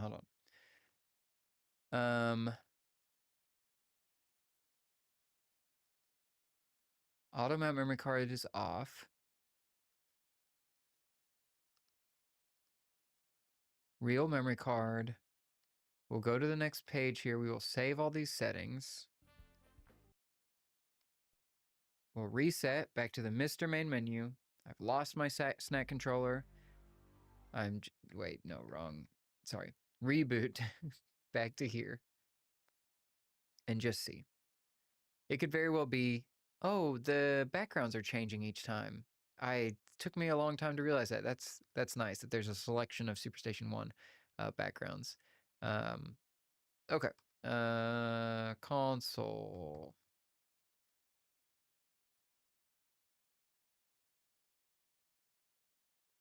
XJR9000 says, I have not messed with real memory cards on my MiSTer, so I'm not much help. I haven't either. This was just another feature of the SuperStation 1 that I was excited for, of having that ability to do that. It seems exciting. But no, I've never messed with it on the MiSTer, so I don't know what the support is like. I just wanted to see if it would work. And so far, I can't seem to get it to work. I guess on here, the only helpful thing is it's not saying that I don't have a memory card, but I have no idea if this... I have no idea if the memory card, this one, that is from when I was given a PlayStation 1, if this has any data on it. I have no idea off the top of my head. This I know has a Croc save file on it. And even if I was on, because the Memory Card Pro 2 does have different like profiles. Like I can have Croc Legend of the Gobos 1, 2, 3, 4, whatever, that has individual memory cards for like all my different saves. But even if I was on the wrong one, I would still think in Croc, I would get the display popping up saying that there was no data found, not saying that I had no memory card inserted. That's what's weird to me about this. But maybe this is a different thing. I guess this is our opportunity to go run the update and see if the update changes anything. I don't know. I don't really know how the update works off the top of my head. I don't know if anybody does. Like, can Taki or Retro Remake submit cores that get added to update? Is that like a... I guess the update all script, maybe people would create a pull request to add their thing in to update with the update all script. I don't know how those get like categorized and pulled out there, but interesting. I'm really glad that SNAC's working for the controller. That's great. Maybe we should pull up a multiplayer game to make sure port 2 is also working on here, just to see. But it is odd to me that the memory cards aren't working. The nice thing about the Memory Card Pro 2, but defeats the purpose of the SuperStation 1, is that I could offload these saves, put it onto the SD card, and have it saved to the SuperStation 1, but I really wanted to see, yeah, no memory card inserted in memory slot 1. That's odd to me. And this is another thing where I really wish that this had a manual. Like the fact that this quick start guide takes me to a site, and then it just tells me that a couple things are in progress. Like it just tells me for SuperStation One that the manual and visual guide are in development and console mode is in development, which is really, I'm glad that's there. I like that it has a link to the Discord. If anybody, like if you're not on that Discord, you really should be, because it is helpful to see people asking for help in there. And what I've not done is go ask in the Discord how to get this to work. And I'm sure I can figure that out through there. I'm sure everyone's been very helpful from what I've seen. So that'll be something to check out for, I guess, another time. And I can do an update on like what I've been playing on my SuperStation One with the memory cards working. And this is all still in progress. The only thing that I am slightly disappointed in is just, I wish I could get this working today to show it. And I think I have the settings right, but I also thought that on the SNAC port in general. So it could just be more firmware updates are needed for this specific hardware, but I don't know, other than the update script, how does that happen? When they put out an update specifically for this, does it go and update all?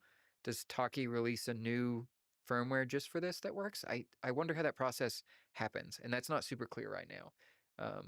So that's just, I guess, my only negatives on this right now is just like I'm a little confused. But more that I thought some of the things would be a little easier to figure out. But it's still, this is this, I mean, even look at the, let me go back to top down real quick. This is the MiSTer Multisystem. Let me try to lay it flat so it's like next to this. And it's like quite a bit beefier than this guy. It's, the case is modeled more after a PlayStation 1 and not a PlayStation 1. But it is quite large. And I enjoyed the 3D printed case and stuff, but it gets in the way of like the SNAC port. I had to take this front panel off to do it. I've got this little dongle out the back that holds the memory card. So I really love how sleek this is. And that's very exciting to me because, again, out of the box, I would ideally be able to do all this PlayStation stuff hooked up, and that would be very cool. And it seems like it's partway there, so that's neat. Let's see. XJR9000 says, if Taki is going to get stuff on an updater, it would go through update all as an alternate option, kind of like Jotego does, or Jotego? I can't remember how that's pronounced, or like the LLAPI forks. Yeah, I guess update all, you do get to choose what goes in there, that it would be an alternate option in there. So that would make sense. I would just, yeah, I would assume, as with all this, like, since the people who are getting theirs now are the like early people who bought his original thing or got in early, that we are getting a early look at this, and it already seems like a really nice compact thing. But it is like we're testing, and they've at least been more clear on that than I think Analog 3D ever was, with how incomplete features would be out of the box. Even though Analog 3D is cool, I didn't realize that some of the features would not be like fully there, and that is odd to me. But this one I knew was coming in hot, and I feel like I've been in the loop that's been happening. I would just, yeah, I'm just excited for it. I want to see more stuff, so I'm excited to see, you know, things change. Or sorry, things get added to it, I guess I'd say. Let's go hit the update script. That is in here, scripts. I want to continue, and I didn't even think about loading update all on this. We'll just do update. We'll see if anything like changes on here to go through. But this is a traditional process for anybody who hasn't done it. This is where I think that the Retro Remake console menu would be so cool to see, just a simple setting screen that says update, and then maybe just hide all of this. I do think it's cool to like read all these out, but like if they just had like currently updating, a little ... or something, and then it would automatically press any key to continue and boot you back out here. Like I think there's some really cool things they could do to just make it so anyone could pick this up. Because even when I've set this up for like friends to play or set it out for people to check out, it's like nobody goes through these menus, and I go over and pick the game for them and then boot it up, and then they say, hey, how do I switch the game? And I come back over. So like the MiSTer project is so cool, and I would love it to be super easy for anyone to hop in here and just get it running and not have to troubleshoot anything. So I'm very excited to see all these new FPGA consoles, like what that brings to the project as a whole, and then also, yeah, what Retro Remake is going to do with their menus and things like that. Seems very cool. Did these magically start working now? No, they didn't. Okay. That's fine, that's fine. Let's go actually...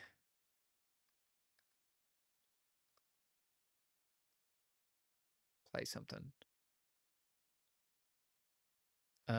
Oh, I did load the Point Blank games on here because I wanted to test that the... And I don't know that I will be able to test that, actually, now that I think about it. Wait, no, I can. Okay, we'll test that in a second. Let's play even just a second. Let me go back into Croc 2. Let me just see how this feels. Make sure the analog on and off switch works and everything. And then we'll go from there. Because I do have this handy Guncon port on the side. I was wondering, because my SNAC 64 adapter has the little Guncon port on the side. And I was thinking, oh no, I'll have to wait for me to be able to use that. But it seems to be built in.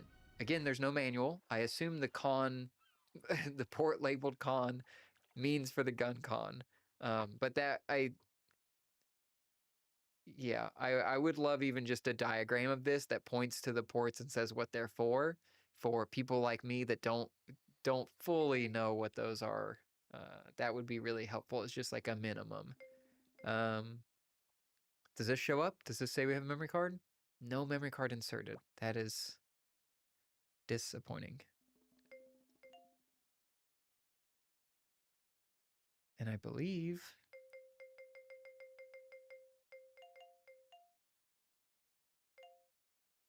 yeah, I won't be able to save my game because nothing's inserted. I mean, the fact that I can do this, I can switch it back to a virtual, try to do that, but just a little odd. I wonder why that is.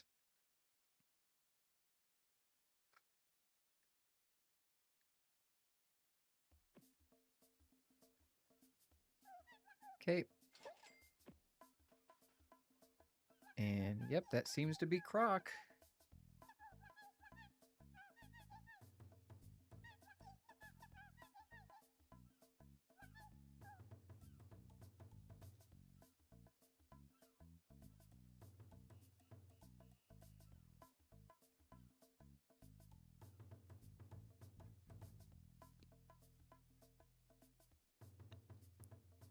I'm turning on the little monitor I have set up here just so I can maybe see this game running at no OBS preview. Uh-oh.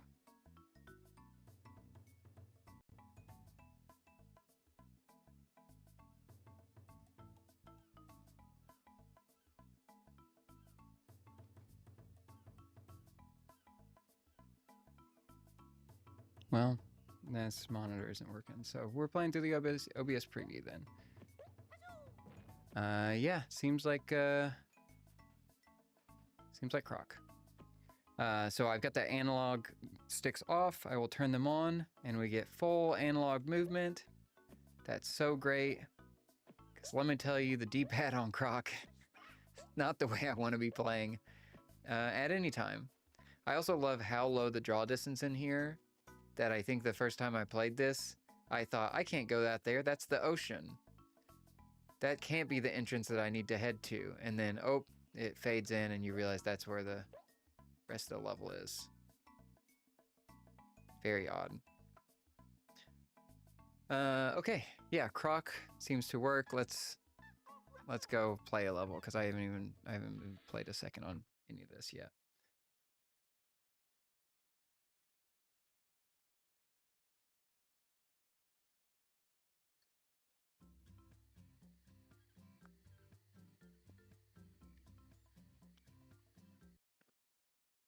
And that footage will probably drop for a second. because I realized I had the HDMI port plugged into the wrong thing. And look, now I'm getting Croc volume like I wanted.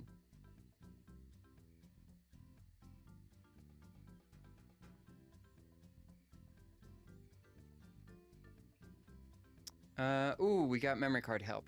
We'll try some of this. Gosh, I forgot how sensitive Croc is. Wow, really?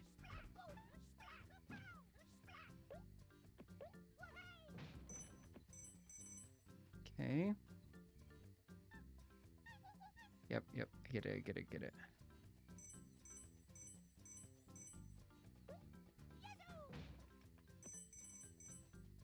Cool. Okay, let's see. The help I received is Junie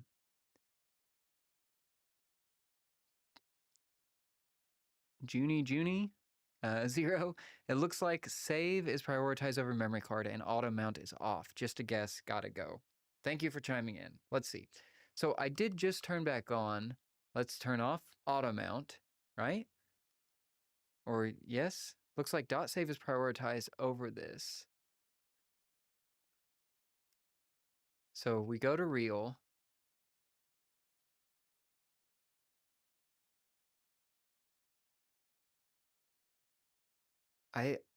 Like those just look like they're the saves. Like those look like virtual memory cards. Save to SD card. Manual. Save memory cards.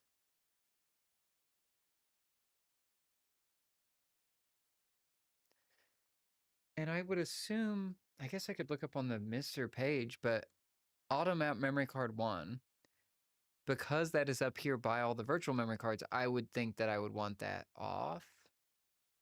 And I had it on for so long. SNAC and memory card 1, like that. That makes me think that's the case, but I don't. I truly don't know. No, don't quit. Let's at least go through the options. Yeah, that's a strange one. I'll have to look, because I could have some weird combination of those, but I really thought, and I thought this with the SNAC controllers too, I thought we'd tried all the options on there, but maybe we didn't. But yeah, this seems to control kind of like I remember, maybe a little more squirrely than I remember, but it's also been a couple months since I've been in the Croc world, so I could just be forgetting how this is set up. And it has all the cool, not that, this is on here, video and audio, that you can change the stuff to be integer, you can keep it original, you can turn dithering off or on, you can do 24-bit, you get the slight like color input there. You can also turn on stuff like widescreen hacks. Let's do 16:9, and I guess we'll just keep it original there, because I think the full screen mode doesn't matter for that. So we'll do normal, widescreen. You can also turn on like texture filtering and stuff like that, which is wild that you're able to do. But, and like this stuff, I forget I have to turn this back on. It's very impressive that you're just able to turn on widescreen hacks in here on a console that is like trying to prioritize compatibility and accuracy. But the fact that you can just turn that on is very cool. I've definitely seen it mess up in games where things are like supposed to be off screen and then being seen as an odd thing, but it's just very cool. It reminds me of like the cool things on the Analog 3D firmware of being able to like overclock and have those easy settings. MiSTer's got a lot of those features too. They're just different in different ways and have the same like, all tested on the game before you truly choose to do it, but it's still a cool feature if it works with a specific game you're on and doesn't introduce bugs. Like, it is very impressive that the MiSTer, I forgot about that, that the MiSTer project not only can replicate these games, but also has some extra power to do extra stuff with them. I truly thought the PlayStation and the N64 stuff would be like, yeah, it kind of runs and that's a cool tech demo, but the playability of them is extremely impressive. And I'm still getting rumble on this control and everything, so that also seems to be working through SNAC fine.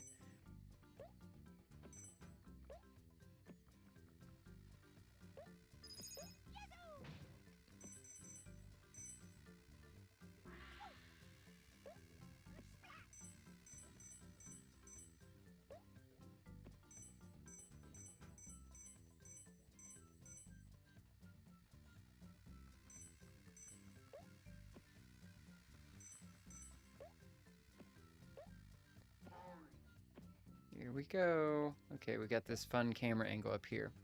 But yeah, seems to play great. Croc 2 like I remember. Let's see.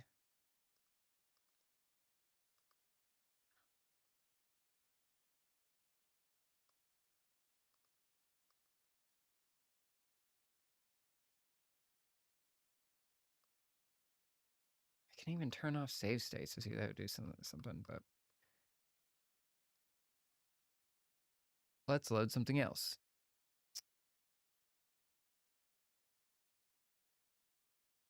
Yeah, somebody, let's see. XJR says, can you check the memory card section one more time? See if there's an option to turn off virtual memory cards for both slots. Yeah, I can do that. Let's see, I think I just do full reset and it may still have the game loaded. I forget if it considers it like an eject if I reset or what. Yeah. Because I think PlayStation logo showing up means game is loading. Yep.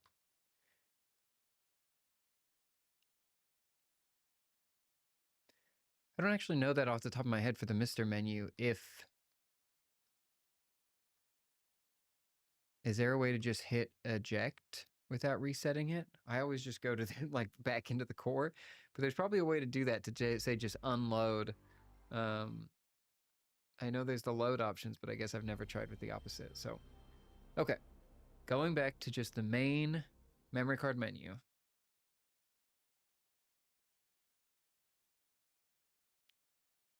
Still shows nothing here. So let's go.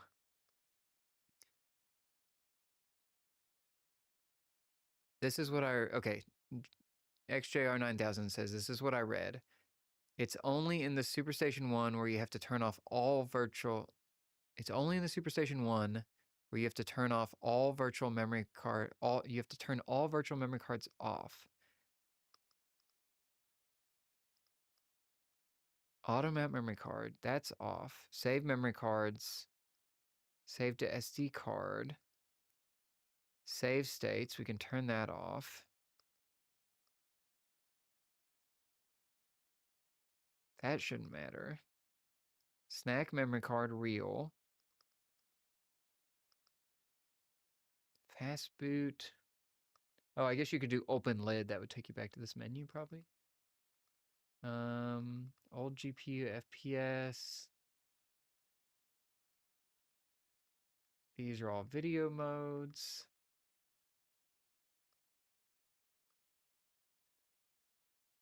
Render 24-bit. We'll just turn that on by default. And then let me save all this. And is there anything else? Like, okay, that's me picking the core. These are me defining buttons, video processing. I wouldn't think there would be anything else, right? Like multi-tap, we don't have on. We have pad 1 and pad 2 set to SNAC. We have the SNAC memory card is real. And then everything else, these are to save and restore. This is to select the slot, which shouldn't matter in my mind.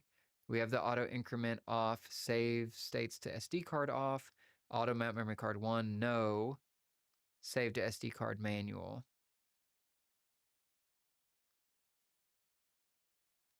I don't know what else we would do there. But let me go exit, back to memory card. Nothing there. Let me reset. And go back in here. So it shouldn't be auto mounting, but I truly don't know if that auto mount is for. I don't see it there. Okay. So let's say we do auto mount.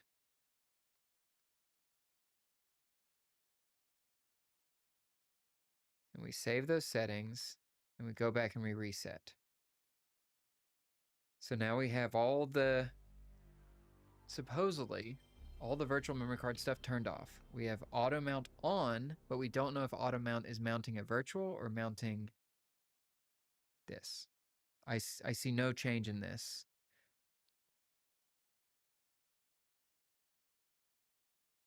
Like if I go to copy, it doesn't let me go to either one of them, which I would assume it means that no memory card is inserted. That's what it's trying to tell me.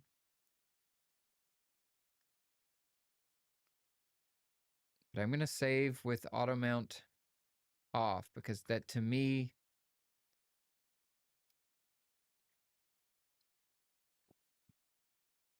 it doesn't seem like that would be what you'd want. Especially because it's bundled here. I would think mount memory card 1 is where I choose which of these is the default memory card. This is all my assumption.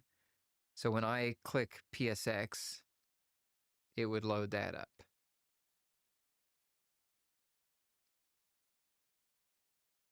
And I guess I could even see, like, does one of these virtual memory cards have a save on it from when I created, like, Castlevania Symphony of the Night or anything on there? Auto mount, mount memory card 1.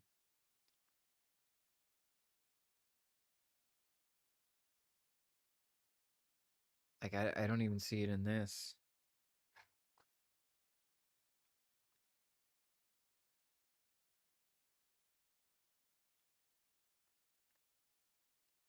And I wish, I wish I could just see anything. Like, I don't have anything that I could also test on the multi-system because I don't have another memory card reader like this to even see, do these memory cards have stuff populated on them other than grabbing my PS2 and turning it on. But again, this Croc save was what I saved when I was playing Croc, and I did finish the game with it. So it should be on there. I would think. Even if it was empty, it should still say that a memory card is found. Right? I'm not crazy for thinking that. Okay.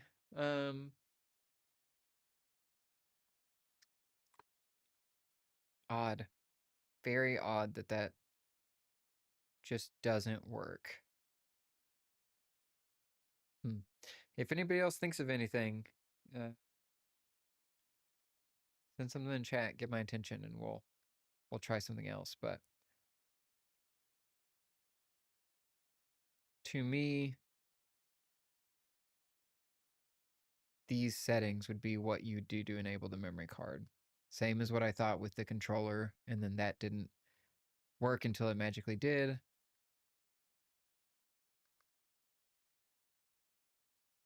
So I truly don't know. But let's go test something else. So like here is one. This is a Japan only game, so it should auto detect the region and start playing it.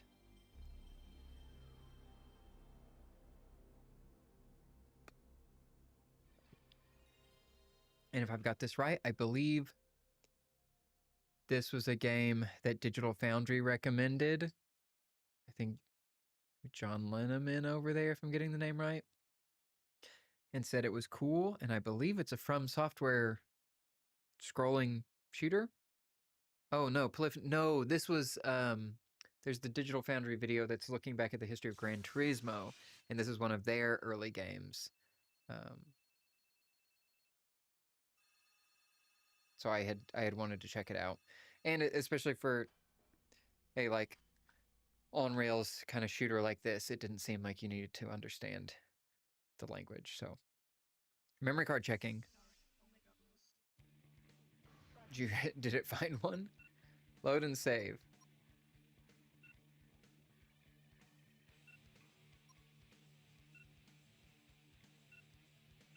I guess I didn't even think. Yeah, I can't read that to know. Okay. Campaign play. Let's see what this looks like.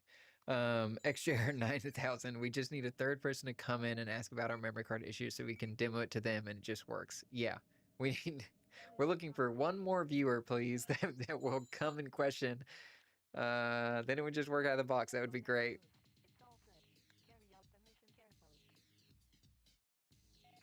Oh, of course it's inverted. But yeah, I now that this is rung about that this is Polyphony Digital and not FromSoft, I was trying to. I think there, what, like Frame Grid or something is one that looks kind of similar to this in the cover art. But the Gran Turismo people, I feel like, are known for their really good-looking games that take advantage of the hardware. So knowing they did like a little space shooter like this is cool to me. And I think it was the first Japanese game I got too. How do I? Surely there's like a strafing button or something. Or I'm just gonna have to do this and like spin around it. Oh no, I can hold the bumper and do that. Yeah, that's cool. Okay. But yeah, I'm fully using the DualShock 2 sticks. Everything's working with that port. The SNAC port is now working as how I thought it would, and we are only wondering about the memory cards and what's going on there.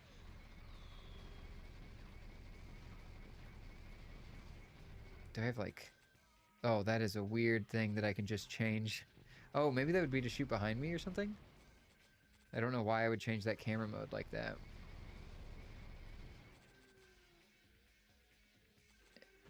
And this is like a hold and shoot game mostly. I get the target lock when I do that. Oh my gosh. Wait, how did I turn on this like first person mode?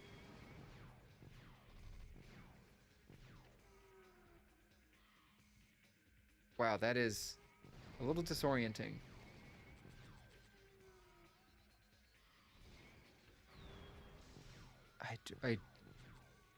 I don't know how I turned on the first person mode. I don't know what I did. Please, nobody get sick by watching this footage.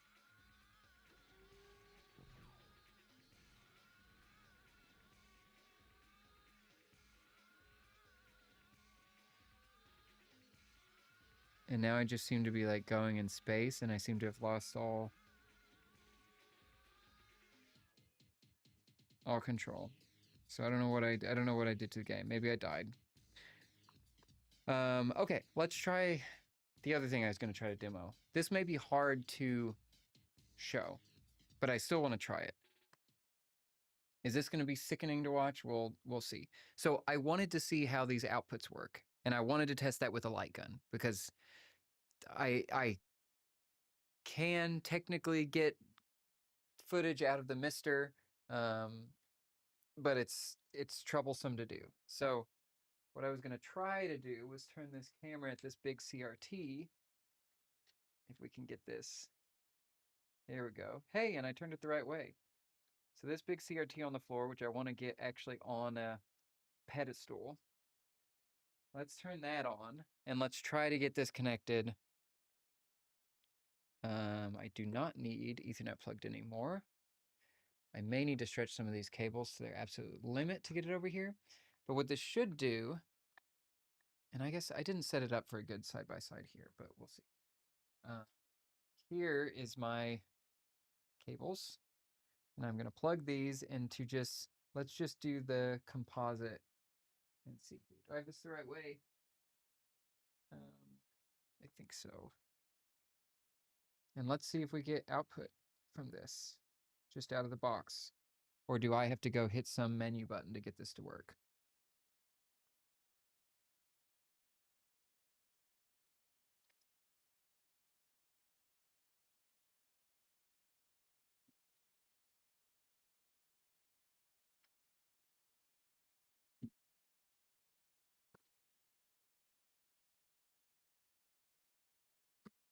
Okay. Hey, the refresh rate isn't like too bad. It's just really dark over there. And let's see. So maybe it is outputting. Let's see if it actually is. I would think.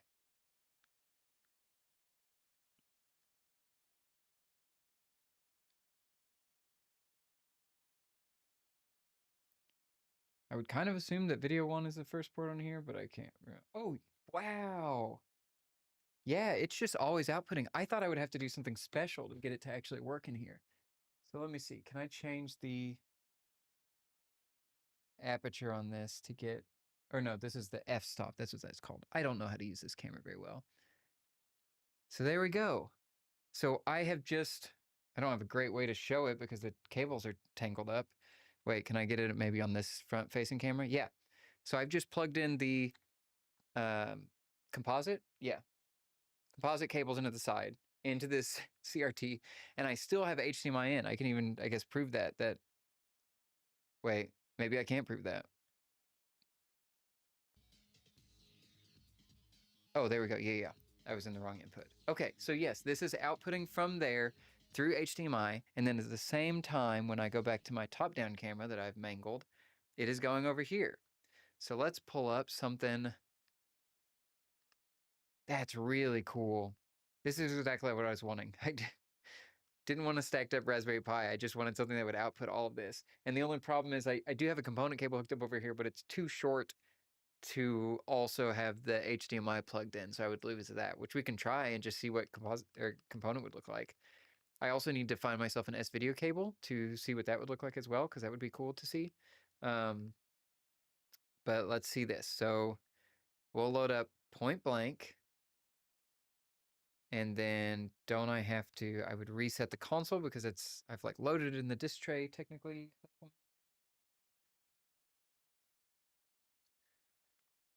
And then I recently got a Guncon, which has my ports I would plug in. So I'm going to swap that out. I'm going to plug this into the con port that I think would be what we'd use this for.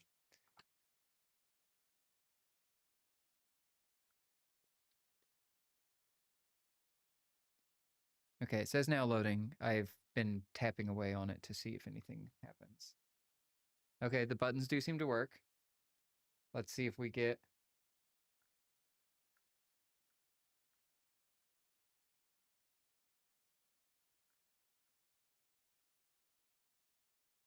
Huh, my aim is going all over the place. Huh, I don't know if you see that. I'm going to move closer to the TV, but it looks like it doesn't look like it's like directly going there. I'm going to move over here. You'll lose my mic for a second.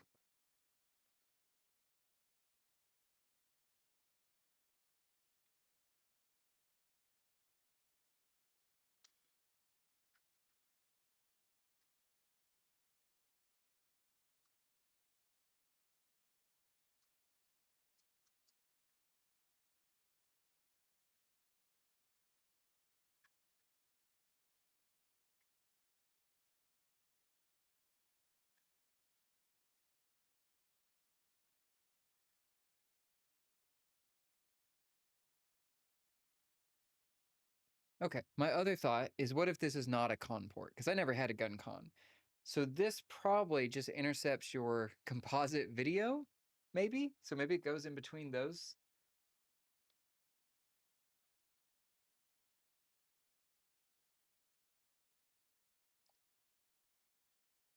That may be a total newbie thing. I never had one of these, so I don't know. So let me try and see if this works.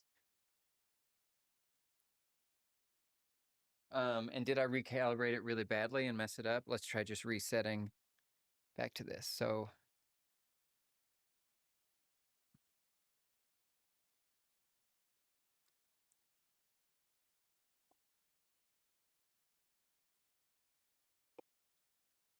this is also an HDCRT.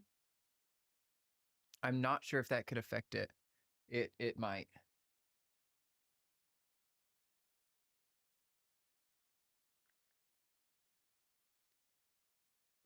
I have another CRT next to me that we could also try hooking up to see if that changes anything. No, XJR 9000. I have not ever tested a light gun. I recently got this light gun and I was waiting to test it on the MiSTer, and then I had not tested it yet. So this is all new to me. I was just interested on if it would work at all or not.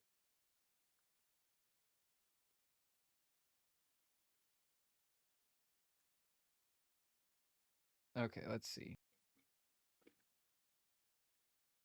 Okay, so that doesn't seem to work. But I do have this other screen. So let's see. If we go to this one,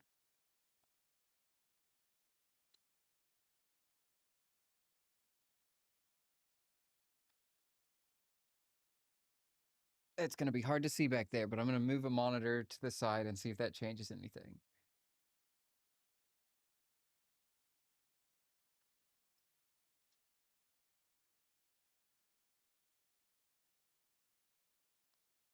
And it could very much be that the HDCRTs do not work with light guns. Because they may do, because actually I think they may process stuff weirdly digital in some way or something. But let's try this one, because this one is absolutely old.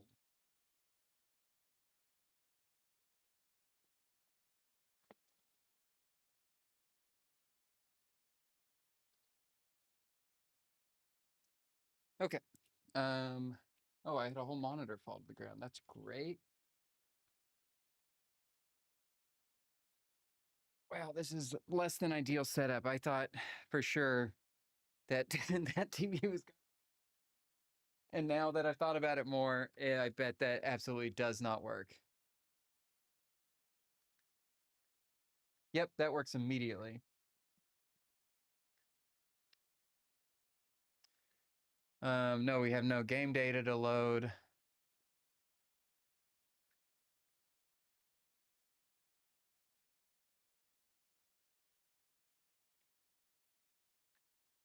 And look, still no memory card detected.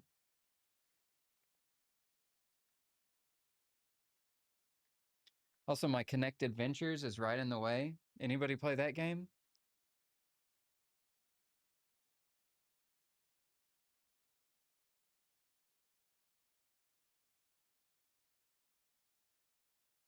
Connected Ventures is an absolute classic to maybe only me.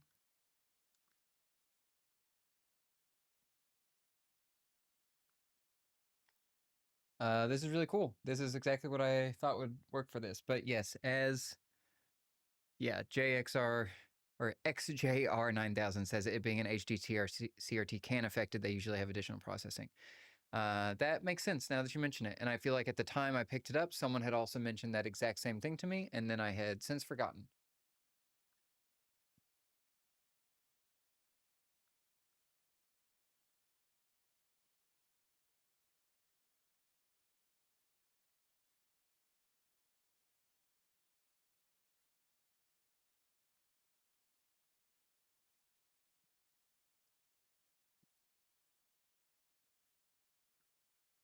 I should have calibrated this better. It does feel like a little off, but also I'm like across the room over a monitor, so I'll give it that. But yeah, I mean, it seems to function, even though I have to reach over my entire setup to get it to in a good position. But wow, that's calibrated so badly.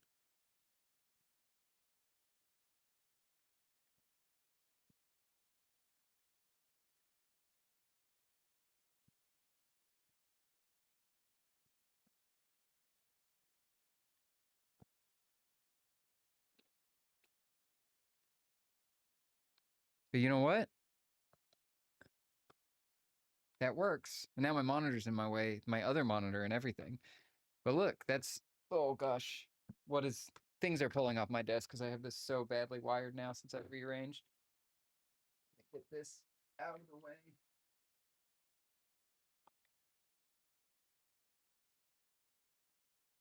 But yeah, SuperStation One with the Guncon wired in, now that I know that that's supposed to go in this composite video here, that's wired in so that I have the Guncon all hooked up with original ports. That's super cool.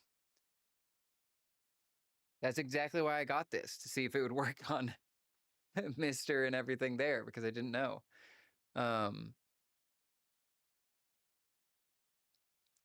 Yes, after you're done demoing light gun games, can you show? I can show that now because I'm done. Me reaching over the stuff is very hard to do. Let me rearrange stuff a little bit more so I can actually.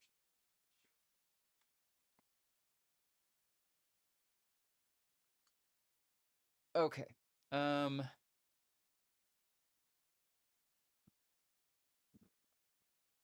Okay, that I think I can kind of view this enough to show.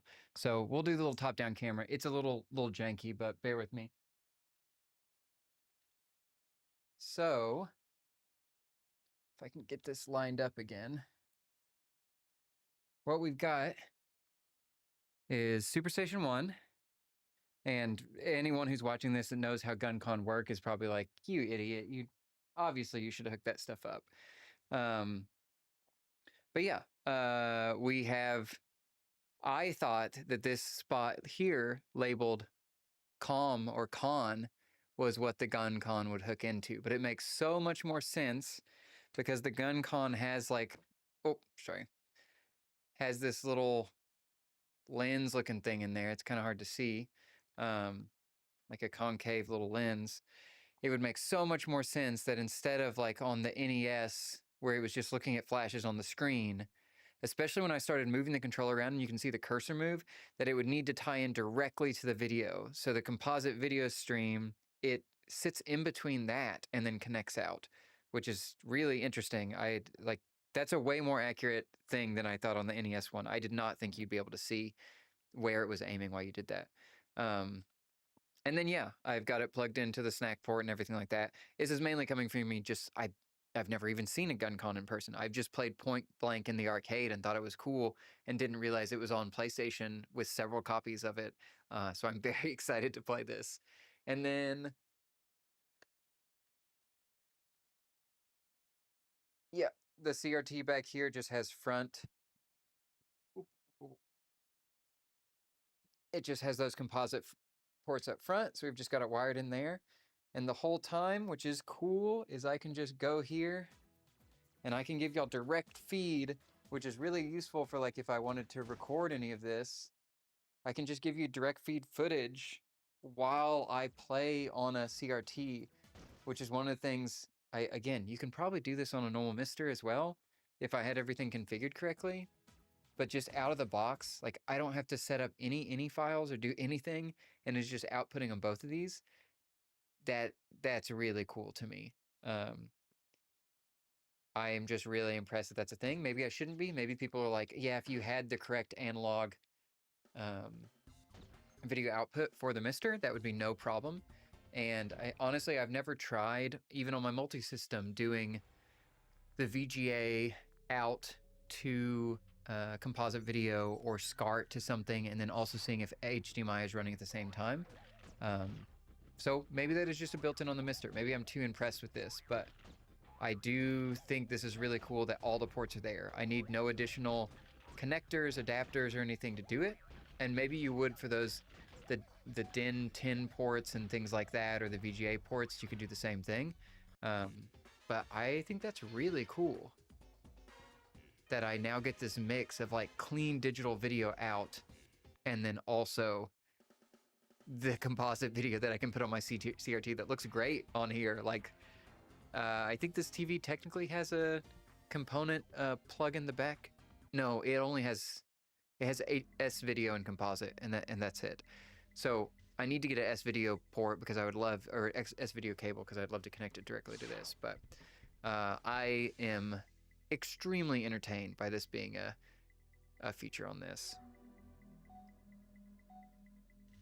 That's really cool to me. This menu looks like terrible on composite, and that is purely this TV. Its handling of composite is like not great, or I guess maybe it's how you'd expect for like a pretty basic consumer level CRT in here, but I also wonder, how do these they do absolutely nothing. Okay. I was wondering if these changed the output there or anything, but they do not. They don't do anything. Rotate works. This stuff works, but that doesn't seem to make it any cleaner on the TV or do anything, so.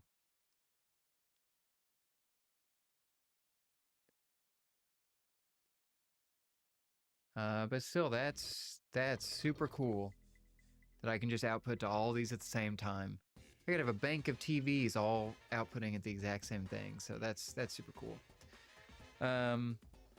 Okay, let's see. XJR9000. For the memory card thing, it may be worth finding an OEM Sony memory card for the PS1, rule out old sketchy Mad Cats and Memory Card Pro. Something to try someday. Yes, I agree. I think, honestly, it's just because I had gotten the MiSTer and I had played PS1 games on it and been happy with it. And then when the Memory Card Pro 2 came out, I just used that. Like, I cannot remember if I have ever saved anything to this Mad Cats. I think this was handed to me in the box when I got my PlayStation 1. And I don't know that I ever saved anything to it because I didn't play it that much when I originally got it. Because it was like, I think GameCube was out and everything. Somebody was getting rid of theirs and offered it to me. And I was like, oh, absolutely. I would take a PlayStation 1, but I haven't played much of it. So I'll try to do that this week and find a memory card. And if I do get it working or have some update to share, I'll do that on here. But yeah, I don't know if anybody wants to see anything else on here before it's getting late my time, so I would probably call this soon. But if anybody has anything else they want me to test, I mean, I guess one of the things we haven't shown is we've been very PlayStation focused is like there were quite a few extra ROM hack games on here, or Homebrew.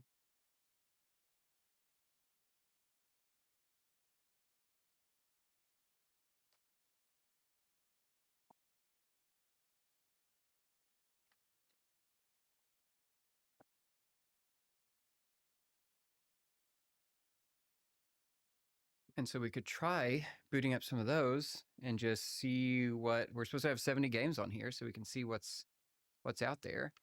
I am going to unplug that Guncon because we don't need that. Gonna unplug this SNAC port just to clear some things off my extremely messy desk. If you can just see the stress that this is. And I can put it all onto the floor behind me or beside me where it's just as messy. But I am gonna keep that CRT plugged in because I think that's cool. So let me boot up one of these and I will be right back. Let's see, let me go to here.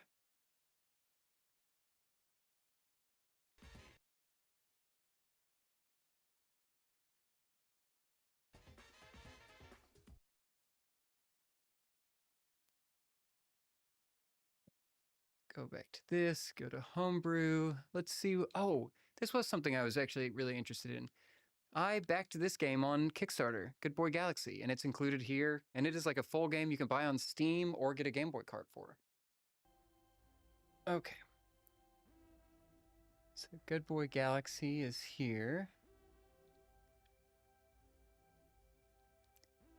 My controls are all mapped to it. This one I was just super excited by, mainly the art style. Like, it, to me, this looks like a perfect Game Boy Advance game. Everything about the font scaling, everything about the like aspect ratio, like just everything about the art and the chunkiness of it reminds me of like Wario Land and everything. Let's see, since we're in a different core, we can also go into the audio video stuff and we can get it at a perfect integer and do everything in there.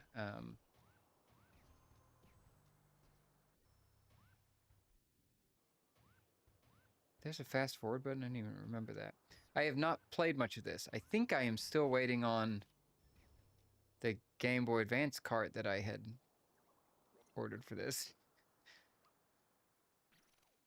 But I do have the game on Steam.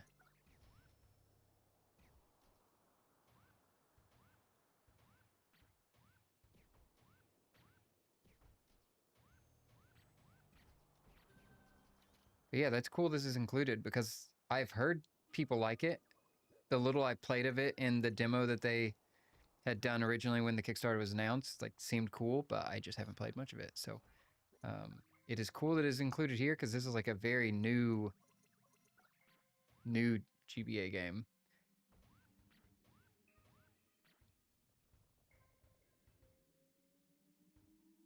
Just a great idle animation. Okay. Let's see. What other GBAs do we have? So I think these were stored under... Or could I not find them earlier? I maybe couldn't find them earlier.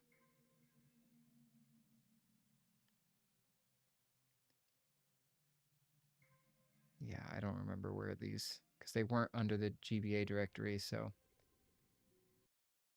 We'll go back to the top level. Okay, we tried a GBA game. What else is in here?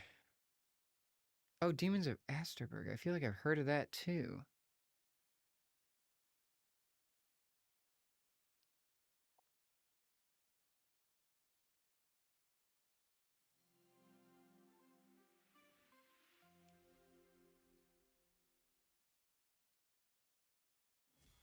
Oh, this is a preview of the game. Okay.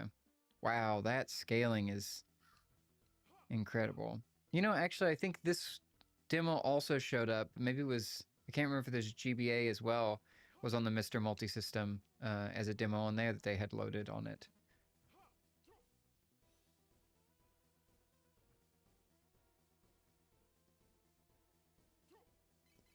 But yeah, great art style, cool homebrew stuff. I think it's very cool that this was included on here, just of games to play. There aren't many consoles today that you start with something to play on it. So I find that very cool. Let's see, we've been Sega Master System. Okay. Let's see Astro Climber and what this looks like. And I'll go into the video options and just put it on another.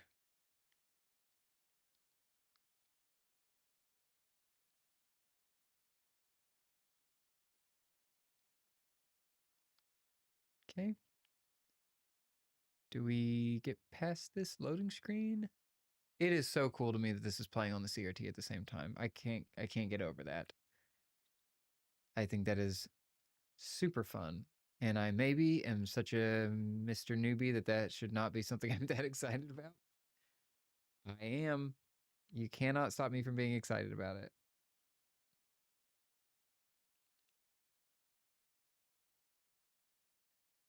I don't know why this one won't load. So we will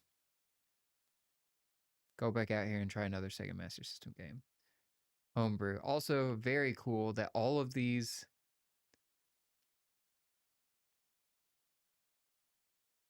out of everything in front of me right now, when I hit a new game, it takes a second for the OBS to pick it up. My CRT sees it immediately, and then OBS slowly picks it up, and then my little digital monitor slowly picks it up. Just seeing the response time of handling these input changes is kind of cool to see in person here. Why are none of it? I don't know if Sega Genesis needs some special BIOS or something in here. So we'll pick something else. I am going to show, okay, here, let's do this real quick. I do this top down and zoom out. I want to see if I can capture this because I think it's cool. Okay, this is a really screwy angle, so ignore that. But what I'm trying to demonstrate is how fast these change. So if I go into, let's do an SNES and do this Angel song. Like the speed at which the that loads up over there on the CRT is really cool to me. I guess you can't see my OBS preview at the same time of this, but having both of these play at the same time.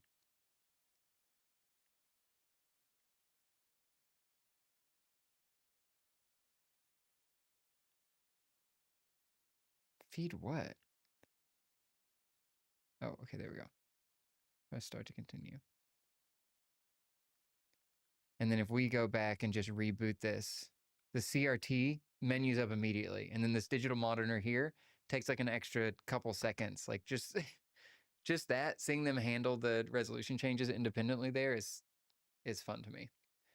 Okay, TurboGrafx 16. Let's try this.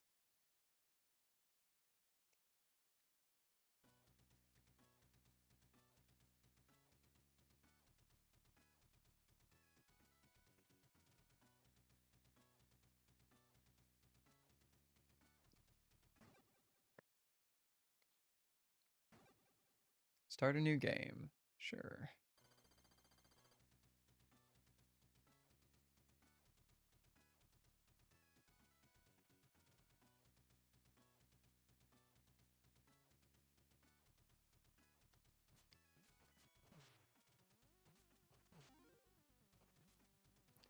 And some of these are, or at least seem to be, at least from what they're saying, demos are currently being worked on.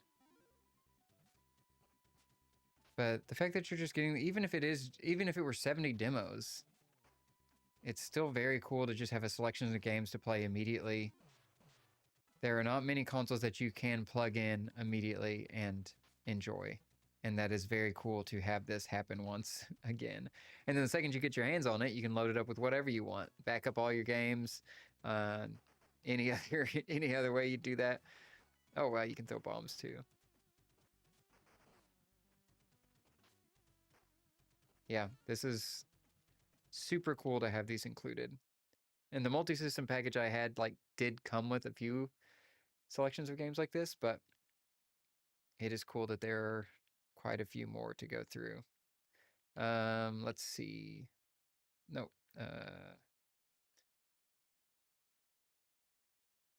N64. Yeah, what's Kraken 64?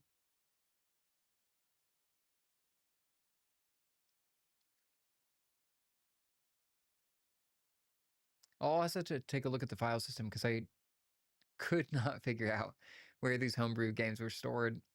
I probably just scrolled past it and didn't even realize it, but it would be interesting to see where everything is. It is odd that I couldn't get any of the Sega Master System games to launch there. Granted, they weren't my own ROMs. Those were these homebrew ones. But also this one for N64, this Kraken. We can get the controller tester. But Kraken did not seem to load.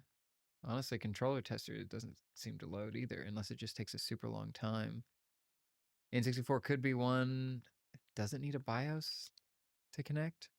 Not sure. Let's go back. Let's try the other 64 game and see if it loads. Oh, I guess I did not load any N64 games. No, I didn't do that. My bad.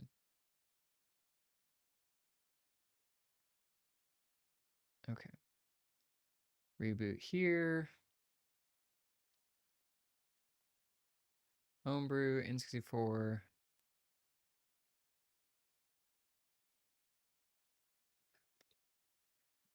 This one may need some BIOS or something to get it going because unless it is supposed to have an extra long black screen at the beginning, seems like some of these need some extra setup.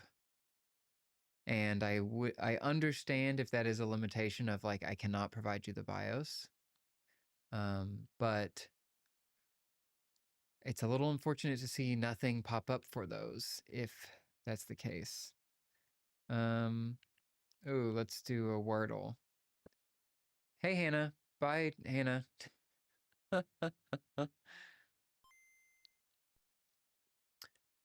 So this one has seemingly a fake BIOS or something in here.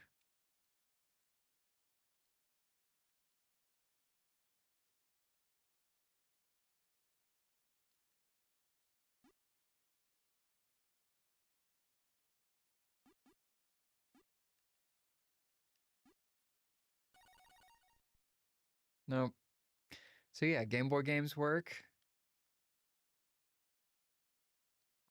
Let's go to other homebrews. Specifically Game Boy Colors. Okay. Let's see. Hungry. Well, there's a sequel. I feel like that's worth checking out, right? They spent time to put 2 games on here. Also, this looks rough on the CRT. It is so crunched down, it does not know how to handle this.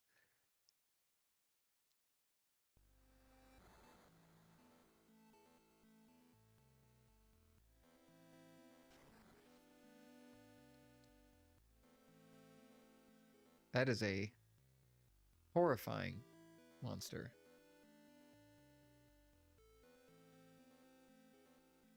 Okay, okay. I appreciate that there's a story, but I just wanted to see just a little bit of gameplay here.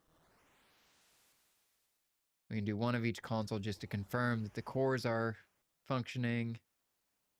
And so far, N64 and Sega Master System are the ones that have thrown Into the Dark 2, thrown the biggest issue with us. That and memory cards for the PS2.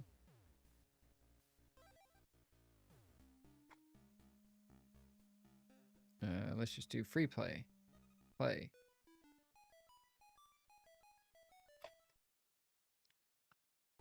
Oh no. Is this just a light switching game? I was with that intro and everything, I was expecting something really special.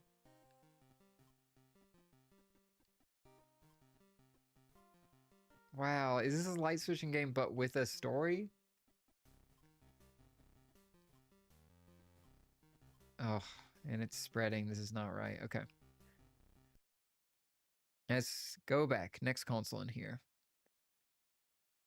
Okay, Mega Drive. Oh yeah, because Demons of Asterberg. Okay. This must be a demake of Night Rain, right? Retro Hammer, cool logo. I like the look of this one already. Oh. This almost seems like almost the look of Hyperlight Drifter mixed with Castlevania. I like the little animation freezes and everything while you do the hits. Feels pretty good. Oh my gosh, I didn't even realize you had a... Okay, but that's like one shot. And do you get more bullets by... I see. Yeah.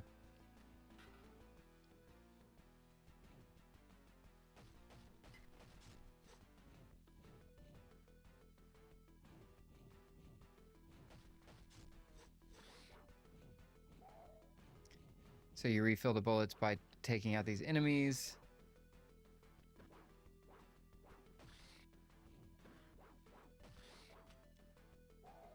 That's pretty cool. Okay. On to the next console. We did N64, couldn't get those to run, so let's try a... Wow, a lot of NES games. Skate Cat.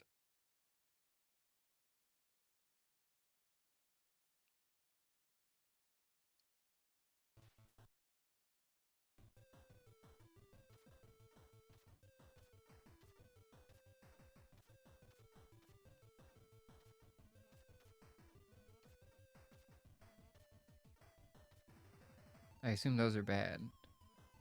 Yep. Would make total sense.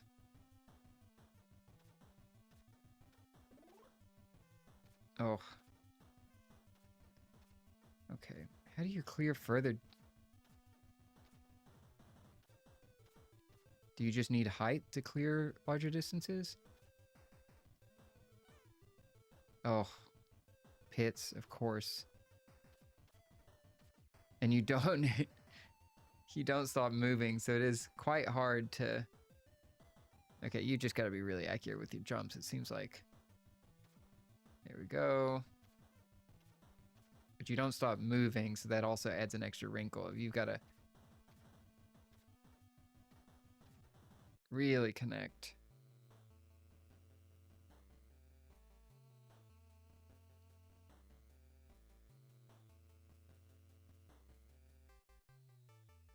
Okay. That makes sense. Yeah.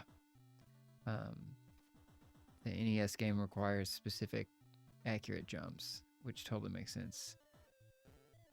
Look at that nice slowdown.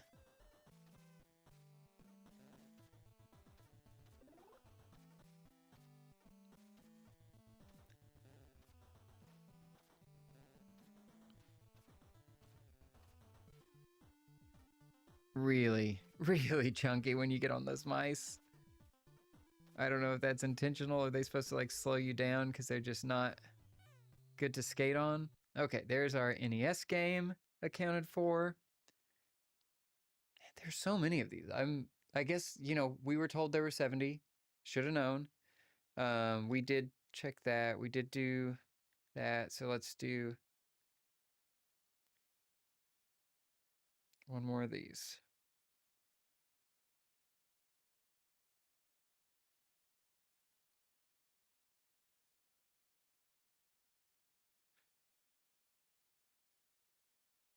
Okay. Same thing as before. On some of these, I'm just not sure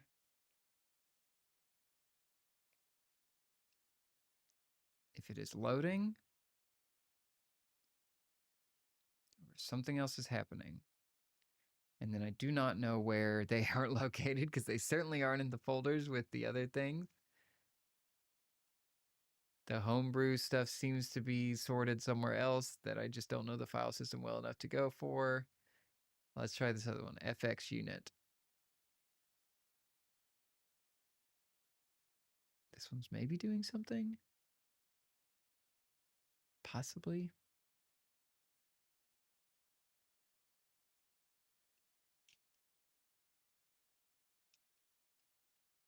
Okay. Seems like a really long wait time with absolutely nothing showing that I'm just not confident it's actually loading. So I don't know. I don't know on some of these if this is, I don't have to be something that I just look into after. Do these support playing without the BIOS, or is that why? We also have the like others in here. So you can get the always classic Flappy Bird that seems to be included on every MiSTer, at least the ones that I've all seen. And this one, interestingly, does not display on the CRT. So I guess that's why these are other, is they just don't even display using the analog ports on there. I don't know how that's hooked into the MiSTer like ecosystem to utilize those, if it has to be through a core to use the analog outputs or what. Yep, there's the other category. Okay.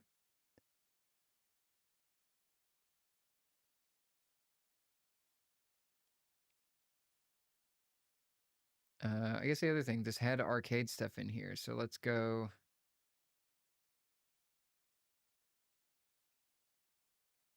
Also, one thing when you're scrolling through these menus, you can hit left and right to jump down like one whole screen, which is helpful. It took me way too long to figure that out.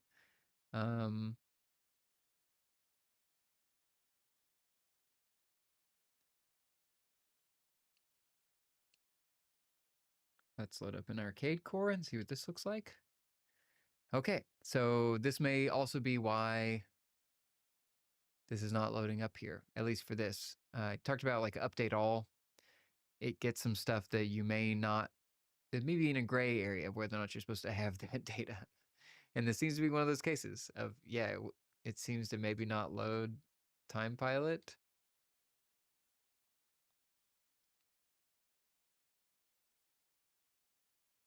From here. Yeah, I'm not seeing anything. So definitely like I'm unsure how to feel about like I would, if some of these need some other requirement to run, and maybe I have some setting off or something, but really like y'all have seen on this stream, we've tried to stick to the default and then tried to enable SNAC, but other than that, I haven't messed with many of the settings. So I do I'm conflicted on whether or not, like, I feel like maybe these shouldn't have been included if they just don't run by default, but it is also nice to just have them on here to where if you do enable that functionality, it would just work later. But like, it's odd to me that N64, these two don't run at all. Like the Sega Master System, I guess we can try Castle Escape. Will this one run? Oh yeah, this one ran. Okay. So there's our first Sega Master System one to actually run. The other ones just hung. Sure.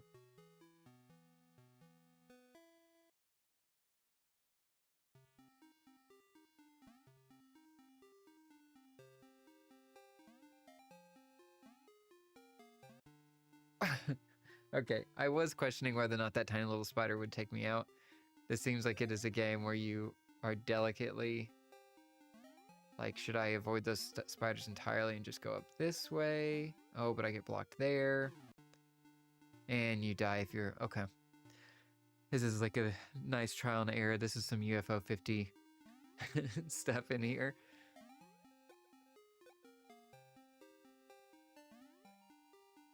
I'm surprised that fire doesn't, like, burn you. What are the chances this has a single checkpoint in the game, or if it's just you die, you start completely over? That would be my guess. Really great walking animation, though. For how little things are moving, it's effective. Oh, whoa. I didn't expect that to go down there. Oh, and this is... it's just like you can land anywhere on the rope. There's no climbing animation.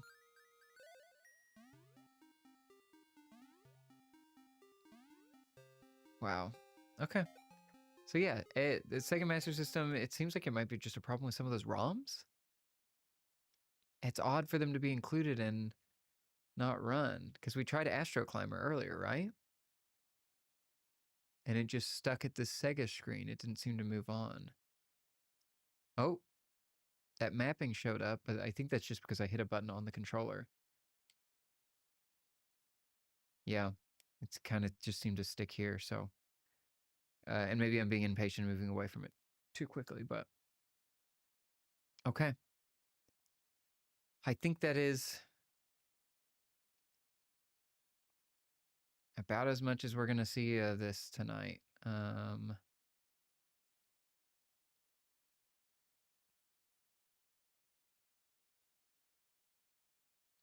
can go back in here with just a normal controller and end on something here. But yeah, it is certainly a MiSTer out of the box. And it seems like the SNAC port seems to work fine after whatever mysterious thing that I'm going to go back and rewatch this whole stream myself to figure out what I did wrong. But other than that and the memory card, like, this works like I would expect it and goes above and beyond because I'm getting the easy analog output, which is great to see. I really love that. And I didn't even try the component in S-Video because I don't have an S-Video cable. And my component cables literally could not reach. But still, that's super cool. I'm very excited by this. This seems like this will get a lot of use. And then, yeah, the fact that I'm plugging in a wired little keyboard here. I'm plugging in a dongle for my controller. I could technically connect all this Bluetooth. I haven't even messed around with that yet. Typically, I like the dongle because it's RF. I don't have to worry about pairing, but it does have that ability to pair and connect everything there. So that's really cool to see. I like that it has all these options on the side that are just included. Who knows what the... Yeah, it is Con. So I thought it would have been controller or something. S-Video on the side, like all those ports just built in. That's great. And then on the other side, having all the component ports there. Who knows what these switches do? Again, I would assume that on the MiSTer documentation as a whole, that there is something that lists out maybe what those are, because I have to imagine, surely this isn't completely new. It is still the MiSTer project. I'm not seeing too much customized in the menu, so I would assume that's something that exists on the MiSTer. I don't know why you'd need to turn it on and off or up there. We still haven't messed with this DIN 10 port or the VGA. I think it's DIN 10. I could be saying that wrong. And the one thing I'm slightly disappointed at is like it does have this connection for the SuperDock, and I do have a SuperDock pre-order out there, which I'm excited to do. I also like that it has these screws on the bottom, so seemingly I guess the SuperDock might screw into place to be fully attached to it, and the SuperDock supposedly will read CDs and play from them live. I don't know if it'll have backup functionality as well. That would be cool to see. But at the very least, it will play that stuff live. I also hope that my mic wasn't picking up the whine of that CRT for too long. I've had people complain about that in the past. I don't know how good this software is to cycle that out, but I just turned it off, so hopefully you're not hearing it. But yeah, all in all, I'm very excited by this. Seems like the SNAC port, once we got over that hurdle, is great. The extra ports are great. I love how compact this is. It is pretty warm. But also the Analog 3D got pretty warm. I do wonder, I had seen some things about getting some active cooling for this. Maybe that's something I'll look into now to get. But it seems like a really cool version of the MiSTer, and especially if this is like easily available. Right now it's all pre-orders, all still sending out. They're still working on the consoleized kind of menu for it. But I think this thing's going to be very, very cool, and I would love to see more projects like this that are a more all-in-one for the MiSTer, that you could have the Tinkery option, but you could have the one that anyone can hop into. Because I love that there's a Tinkery option. I love that I've been able to play. Oh, if I can rip the cables out of it. The MiSTer Multisystem has been great. I've really enjoyed it. It gets about the same heat levels, I think, throughout the time, but it does have a little fan on the side. I've really enjoyed this, and I like checking in all the MiSTer stuff, but I like that this is a non-3D printed, like looks really sleek, looks like a cool retro thing. Like I think that goes a long way, especially if I was like to recommend something when people are asking about should they get an analog 3D, analog pocket, should they get just an FPGA in general, should they get one of those little emulation consoles? Like I think this is really cool. And for people I know that would like to play a little bit of everything on their TV, I think the MiSTer project is great. It's just kind of had a barrier to entry that honestly I'm still not over, because I'm confused by quite a bit of what happened today, even though I thought I had a handle on it. So this seems really, really cool. I can't wait to see updates. I'm very interested in how they will pass down the updates to us, and also when those menus, when the user guides and things come down like that. Because yes, there is a huge amount of documentation for the MiSTer project. It's a little hard to parse. It feels like reading documentation for like something over your head, at least for me. So I'm excited that this exists. This seems very cool to have a simple or simpler way to play MiSTer. And what a fun little portable thing. Like I can throw this in a bag so easily. And I could on the other one, but the 3D printed cases doesn't give me like a ton of, doesn't make me feel super secure in just tossing it into a bag. And this feels much more secure and sound. And I feel like the form factor is nice. So yeah, I think that's it for this stream. As I said like earlier in here, this was the first stream where I ever enabled like ads in the stream. And I do want to thank everyone who tuned in for like watching the Analog 3D streams. Y'all helped me get to this point. That was very exciting. Even just to see what does this look like on YouTube when you do this stuff and turn on this monetization stuff. So that was super cool to see and just to try out. But if the ads were annoying, if they broke this up in a way that was like unbearable, you didn't like it, please let me know and I will just turn those off for the future. I will probably just decide on how to do it. I thought it was helpful just because if I need to run, take a bathroom break or let the dogs out or run and grab cables, it seemed like I could set the break up and there'd be something to watch, but I don't know if that's enjoyable and people just don't want to watch the ads. So let me know what y'all thought, and let me know what you thought about the Retro Remake SuperStation One. When is yours coming in? If you ordered one, are you interested in getting it? Are you picking up any other FPGA stuff? Are you sticking with software emulation or doing something else entirely? Let me know. I'd love to hear about it. I'd love to hear about what other cores or projects or things are out there. none of this, I didn't think I needed to mention it. This is not sponsored. I pre-ordered this with my own money. Nobody sent me this. I'm just excited by this stuff. So if y'all want to talk about this, please hit me up in the comments. I would love to chat more about it. And if you have figured out our magical problems that we were having here, let me know. Maybe I'll do another stream on one of these once I fully load this up with all my game backups and get BIOS on there and things all set up to just show off more of the features and get update all. But I don't know if that fully ends up just being a MiSTer video, and if anybody's interested in that. But yeah, let me know. Thanks to everybody who watched and helped troubleshoot and do everything. XJR, thanks for letting us check out the SuperStation on the stream. I'll have to go back and check out the unboxing from earlier. Yeah, thanks for chatting and helping troubleshoot and suggesting games and everything. This has been fun. But yeah, y'all have a good night or a good morning or wherever you're watching this, and I will see y'all next time. Thanks for watching. Bye.